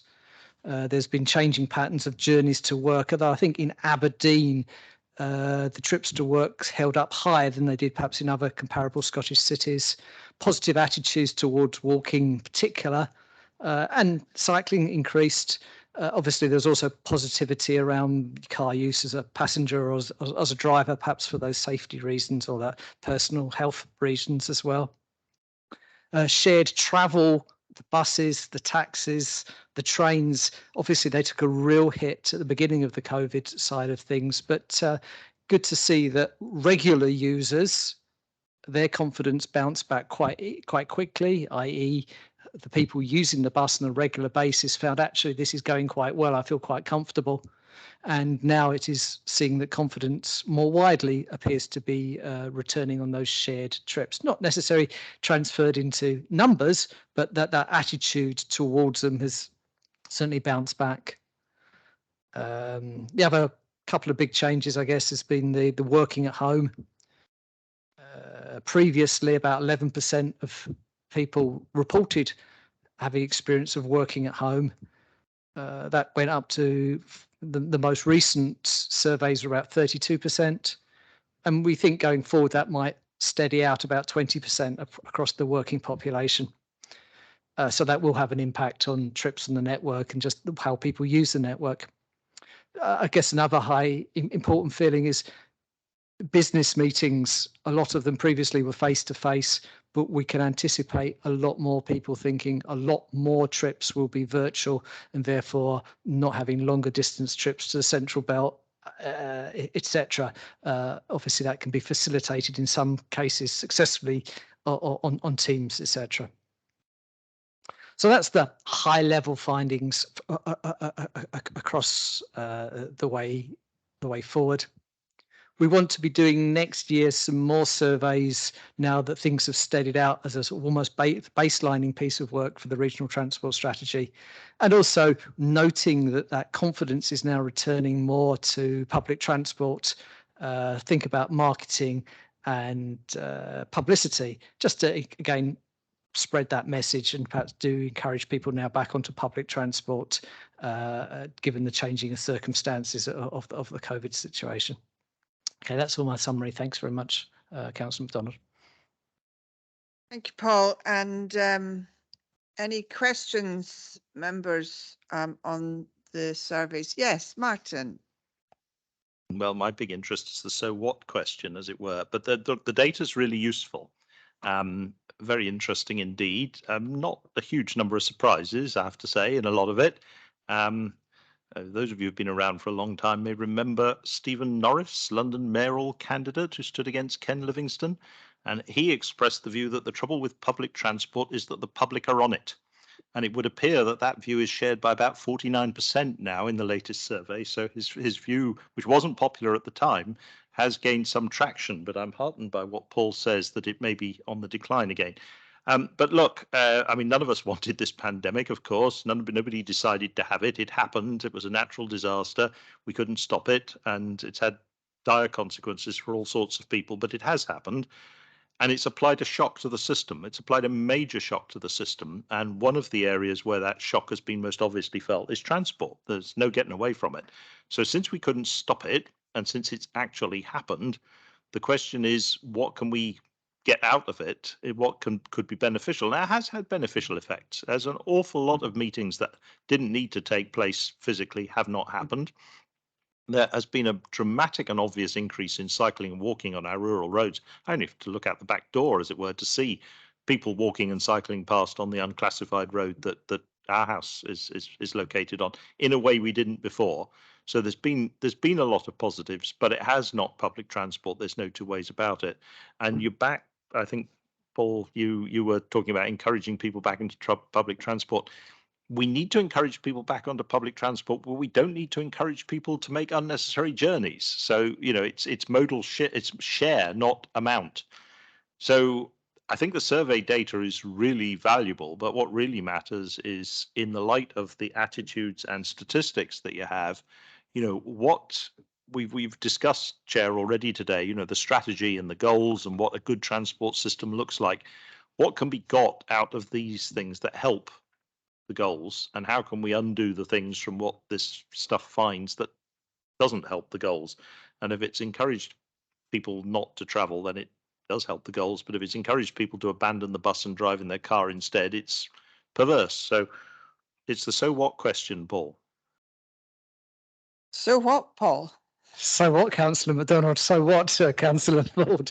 I think one of the big so whats is actually that positive confirmation that people are willing to walk and cycle, and there is an obvious appetite for that, and I think that's very strong, and that goes with the health agenda and the well-being agenda as much as it does about the carbon agenda, and I think that's something that passionate people have found their own 2 feet and are increasingly making time in their day for walking, exploring the trails, getting into the green space. And I think that must be a real positive legacy of the Prime Minister's direction that everybody should have an hour's exercise each day 2 years ago in March. And I think actually that will have long-term and positive consequences. I guess we also must look at the other positive consequences of being more efficient in terms of our travel. And I guess COVID hasn't happened in isolation just at the moment. There's obviously all sorts of strange things happening with transport prices as well. And so that has to be brought into account.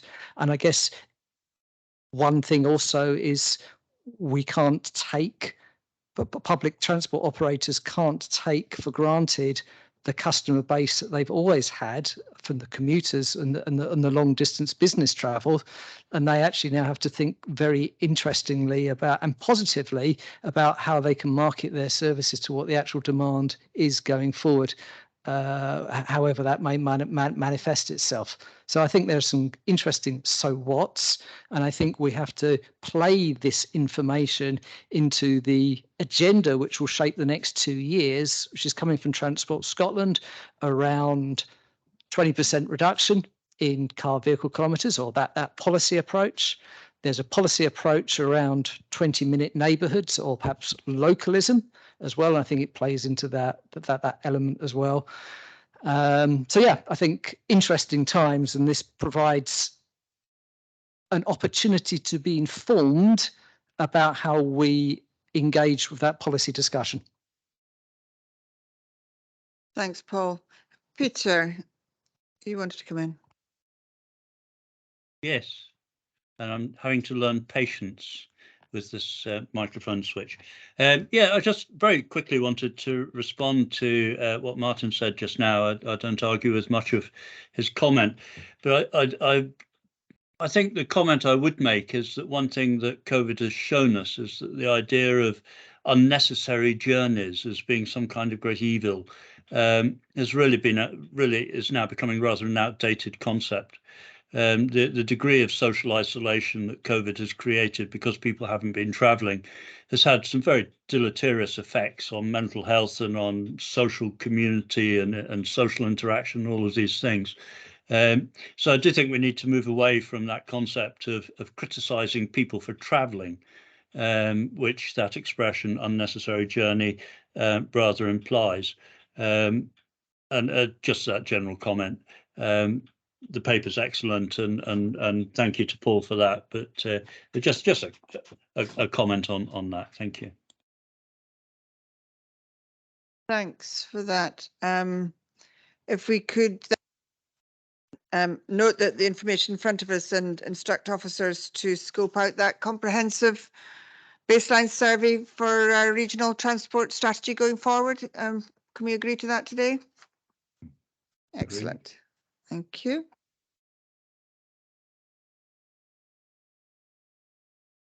Right, then we can move on. Well, the progress report is there on pages 143 to 180. If there's anything in particular that members want to ask officers from the progress report, now is your opportunity. If not, we'll round off with publications, information, and then conferences. So publications first, Kelly. Hello. Yes, let me just get it up. Here we are. Thank you. So this report is just an overview of some of the publications and consultations we've been doing recently. First was the public sector equality duty in Scotland. The Scottish Government has been reviewing the effectiveness of the current public sector equality duty in Scotland. This is where all Scottish public bodies are required to do certain things under law, and one of which is doing a mainstreaming and outcomes report, which also changes and specific duties in Scotland to have a wider impact on equalities. The full response to that consultation is available in Appendix 1. We did this earlier and didn't bring it to the board because the due date was actually the 11th of April, which obviously this board is now on the 21st of April, and we would have missed the deadline otherwise. So that was submitted at the end of March and is available there. Again, a lot of these things are still just proposals. It's looking at things about considering equalities and budgeting and all sorts of things. So it's really just looking for people's views at the moment, but it's not actually anything that's in law yet. It's just very much a review of the current public sector equality duties. The next one is about Nestrans, which is a regional transport partnership for the Shetland Islands. They are currently looking to renew their regional transport strategy, just like we did recently, and they have recently published their case for change. There's a link there if anyone would like to read it, but it does very much mention Aberdeen and the North East, particularly around the Lifeline ferry services and the air services to Aberdeen Airport. So whilst it is Shetland and not the North East of Scotland, there are very much links to what we are doing as well. The Confederation of Public Transport has recently published some research about what they feel needs to be done to improve buses, and it is very much around the importance bus travel can have on delivering local environmental goals and improving livability of an area, improving accessibility, and is very keen on the segregation and having bus lanes.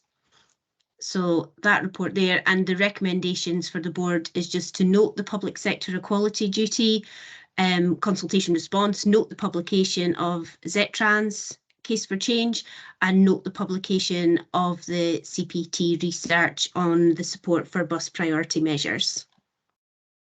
And I'm happy to take any questions. Thanks very much, Kelly. Any questions, members? Can we note those publications and consultations? Thanks. Great. Excellent. And then on to the information bulletin, Paul.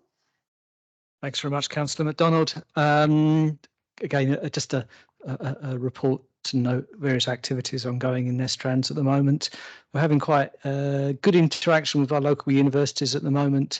Aberdeen universities have got a couple of MSc courses, one on sustainability transitions, which we've provided a lecture to, but also we've managed to get one of their students to do an MSc project. And one of the aspects that they're interested in at the moment is about how the policy on 20% car vehicle reduction might impact on rural and urban communities in the northeast of Scotland. So really interesting piece of work, a great student to work with, and look forward to how that comes through and subsequently reporting that back to the board. I think that'll be a useful foundation for the work that Nestrans ourselves will be wanting to do on this subject and how we can respond to the Transport Scotland's policy initiative. Also to note that we're working with RGU as well on a EU-sponsored project called Urbanome, and that's a case of looking at some interventions in and around the city centre and understanding better the health, well-being and livability aspects of some of these interventions. It's a 4-year project. We're at the start of it. Nestrans' involvement is local, and it's just about supporting RGU in terms of providing stakeholder contacts, and we're working alongside people from NHS Grampian, the City Council, and some other disciplines at RGU as well on that. So a very interesting piece of work so far on that one. And again, as that one works through the 4-year programme, we look forward to providing updates to the board on that. A quick update,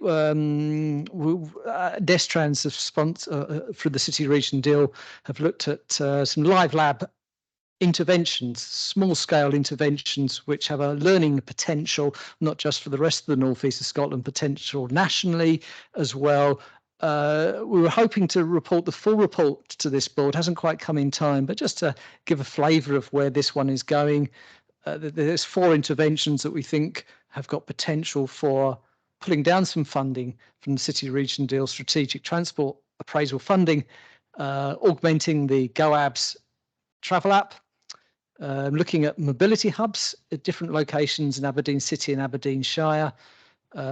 See if we can push out hydrogen refuelling facilities on a sort of demountable or temporary units, and thus enabling a broader adaptation of hydrogen vehicles beyond the current fuelling depots or facilities which are based in the City Council.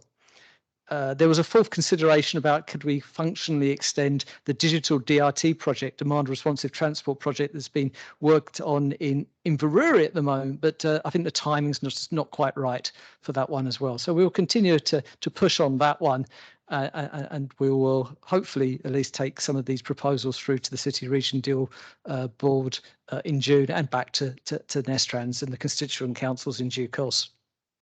We've been successful with obtaining money from cross-country trains for a project at Stonehaven Rail Station, a £10,000 award, which has been match funded by £5,000 from Aberdeenshire and Nestrans, looking at bus stop infrastructure and wayfinding improvements outside the station, which will link into a broader project in Stonehaven to help people get around the town.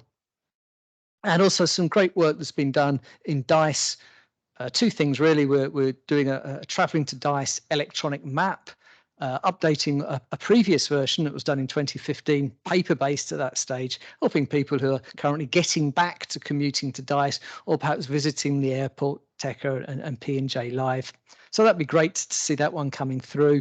And we've also been doing some work with BP, who are obviously moving their offices in and around Dice, There was a great one-day, a couple of days exhibition that Nestrans helped facilitate with them, and John Barron had a great day meeting people face to face for a long time and extolling the virtues of active travel during that particular day. So some great days and some great materials were taken away, great interest by BP on that one, and we hope to see how that one goes through in terms of supporting their movement across DICE. Nestrans are helping the Cairngorms National Park and the Heritage Horizons, and it's great to see some really enhanced contact with the Cairngorms National Park. Now they're looking at this policy and strategy development in and around Deeside on sustainable travel and active travel arrangements in there. So it's been real good work we've been doing with them. And also there's a Get About update, and I think we're just focusing here on a spring campaign, pushing active travel, the routes that people can use, how to share space on these routes, such as the Deeside Line and Full Martin and Buchan Way, and also beginning to highlight some of the changes that have happened to the highway code. So again, trying to push that out to a wider consciousness in the North East community. There's a wee summary of some of the press and comms that's happened as well. So quick overview. Again, the recommendation is just to note the contents of the board of the report. Thank you. Any questions for Paul on that report? If we could just note that. Thank you, Paul. And on to conferences and presentations. Rab. Thank you, Chair. We always report conferences and presentations to the board, and usually it's just for noting, but on this occasion, we've had an approach from SCDI, who are one of the main business organisations and very active in the North East, asking if we would be prepared to sponsor a lunch event at which they would invite the new Transport Minister, Jenny Gilruth. I've said in principle that's something that we would like to think about, but I said it would be subject to board approval. The event will obviously be beyond the 5th of May, presumably beyond the next meeting of the Nestrans Board, but I would like to ask if people were happy around the board meeting to put that through in principle. It would be at a cost of £2,500, but that would give us primary sponsor opportunities, including being able to set the advisors at the top table. So I'm asking the members to note the normal list of conferences and presentations, but also to approve a sum of £2,500 to sponsor an SCDI lunch with the Transport Minister, probably towards the end of June or early July. Thank you. Thanks very much, Rab. Anybody want to make a comment or say no? If not, I will. Martin. It's an awful expensive lunch by my standards, but never mind. I mean, presumably Nestrans can officially meet the Transport Minister. I'm not saying any time you want, but if you actually needed to meet the Transport Minister as a statutory body dealing with transport, you would ask for a meeting with the Transport Minister and you would get one. You mightn't get it the next day, but you would get one. So it's not really the Transport Minister that's your target audience here, is it? Who are you speaking to that you think's worth £2,500? We have done it before, Martin. We had a very successful meeting up in Altons with the then, I think it was Hamza Yusuf, who was the Transport Minister. And you're absolutely right, it is for that wider network. Would you agree with that, Rab? Yeah, very much so. We're looking at probably 50 to 60 or more attendees. Transport is one of these topics that SCDI members are always interested in, as are Chamber of Commerce members. So yeah, it's a bit about having it in a public domain with key business people there, as well as the opportunity for Nestrans board members to be sitting there with the Minister. Yeah, it's a little bit different to an invitation to come and speak to the board. But you're absolutely right, we could invite a Minister. As you say, they're not falling over themselves to be here the next week. And what we've tended to do is get access through the chairs organisation. So the 7 RTPs chairs and lead officers meet on a quarterly basis. and we have had good access to ministers at that forum. They're always a little bit less keen to come and speak to partnerships individually. I think the last two meetings of the chairs have had Patrick Harvey, MSP, at both of them. And I suspect we'll probably have access to Ms. Gilruth through that forum at some stage. But yeah, this is very much about doing it in a public domain, getting publicity around it, and having key business people and organisations in the room to be seen at Nestrans and the Transport Minister talking on topics of interest to the North East. Just briefly come back. I mean, what is it you are I mean, I think you're advising us. You think it's value for money, but can you tell us what you are hoping to talk about? I mean, have you got, as it were, a wish list or things that are particularly relevant to the North East? Maybe things we've discussed today that you want to air in public? Do you have a plan? Yes. Yes. Yes, Okay. always. Well, I mean, I'd like if you could just give us some idea what it is that you think success looks like from this dinner. Yeah, I mean, very much it's about raising the awareness and the profile of Nestrans. Our regional transport strategy is now approved by the previous minister, but it's about raising awareness with Ms. Gilruth and making sure that the key projects in there, particularly ART, I would suggest, are to the forefront of thinking. And I think that's not just about making sure she's aware and her advisors who would no doubt come with her, but the key business people that we suggested might be at such an event. And then getting some publicity around it, I would hope. So there might be press releases or media around such an event. Well, have a nice lunch then. Peter, did you want to come in? Yes, I did. Thank you. I think this is a good idea. I support this. It was indeed Mr. Yusuf who came to such an event in Alton's. I was there. There weren't so many people there. Mr. Yusuf also came and attended a meeting of the Nestrans Board some years ago. He was very good at getting out and about. In fact, I think he was a very good transport minister, full stop. But clearly he's moved on to other things, and as soon as anyone gets good, they get moved on. That's unfortunately the way things are. I was at an SCDI dinner a matter of 2 weeks ago, I think, at P&J Live. A very significant speaker at that. There were well over 200 people in the room at P&J Live, and SCDI commented on the fact that the demand, the pent-up demand, I suppose you could almost say, for these sort of events is there, and people want to get out and start networking again, as well as listening to key messages. And transport is, for the North East, one of the big issues.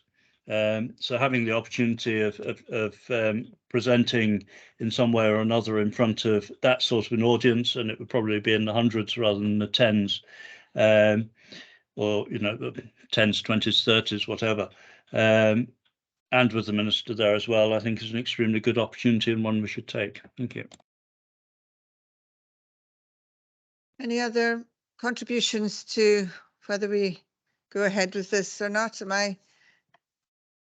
I would like to suggest that we do note the contents and we do approve the expenditure of up to £2,500 to sponsor a lunch sometime in the summer. Can we agree?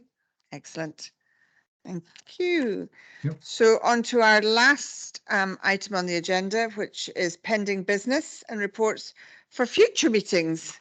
So Rab. 195, 196. Thanks, Chair. We do have a number of items that have been brought to this report to try and tie up some loose ends and make sure that members were aware of progress as necessary on various projects. So hopefully we've managed to do that, and it's been a full and good debate in the chamber and online. A couple of reports that we'll bring to the next meeting. A risk register has to be brought forward.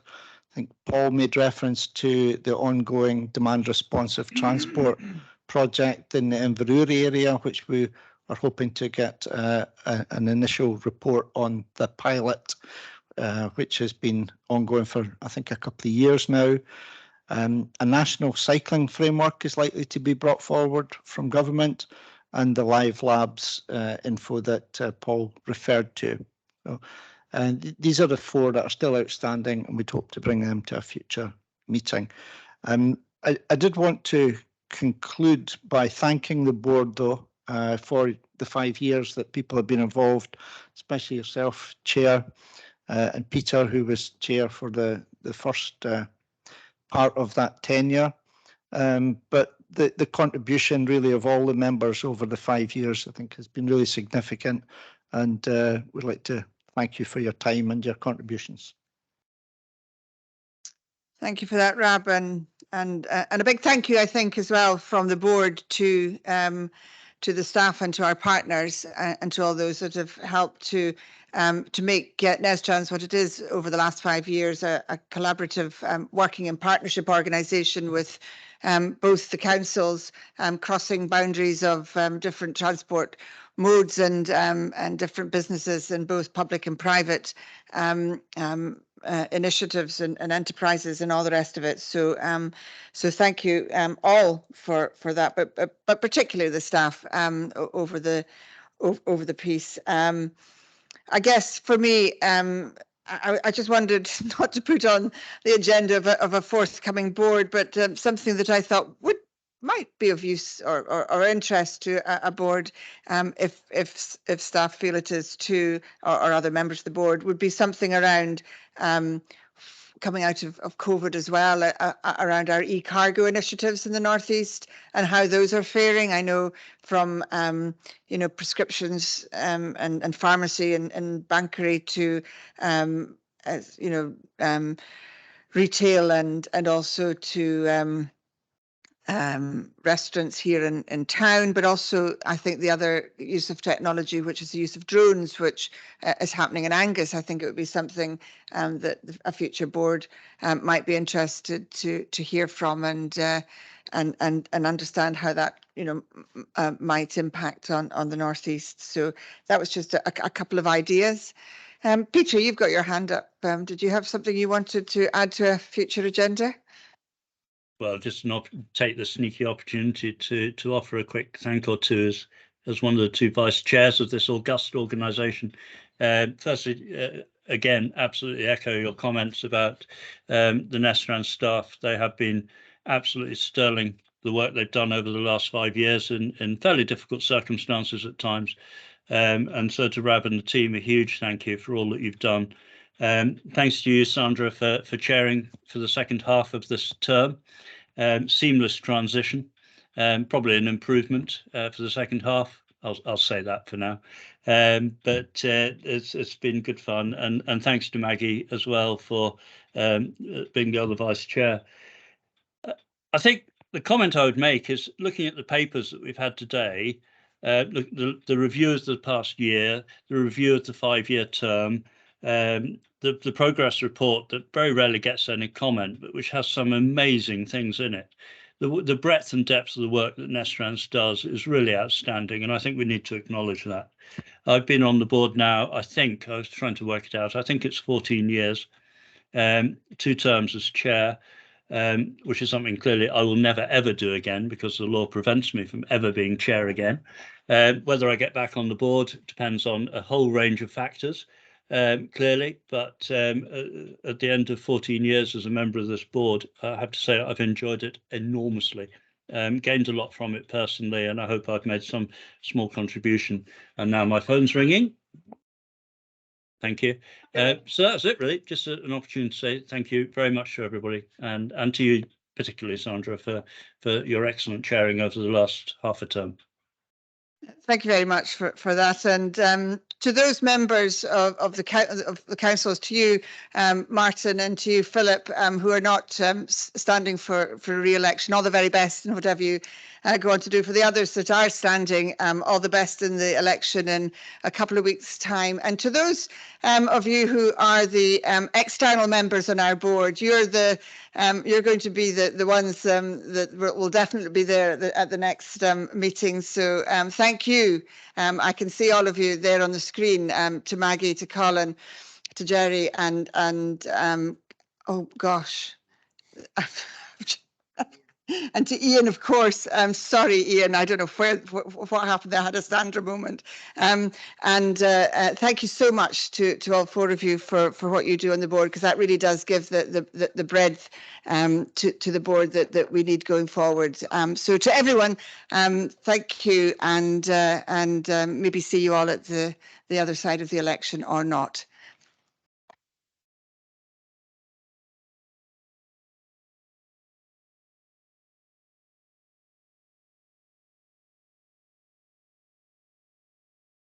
And that's it. Yes.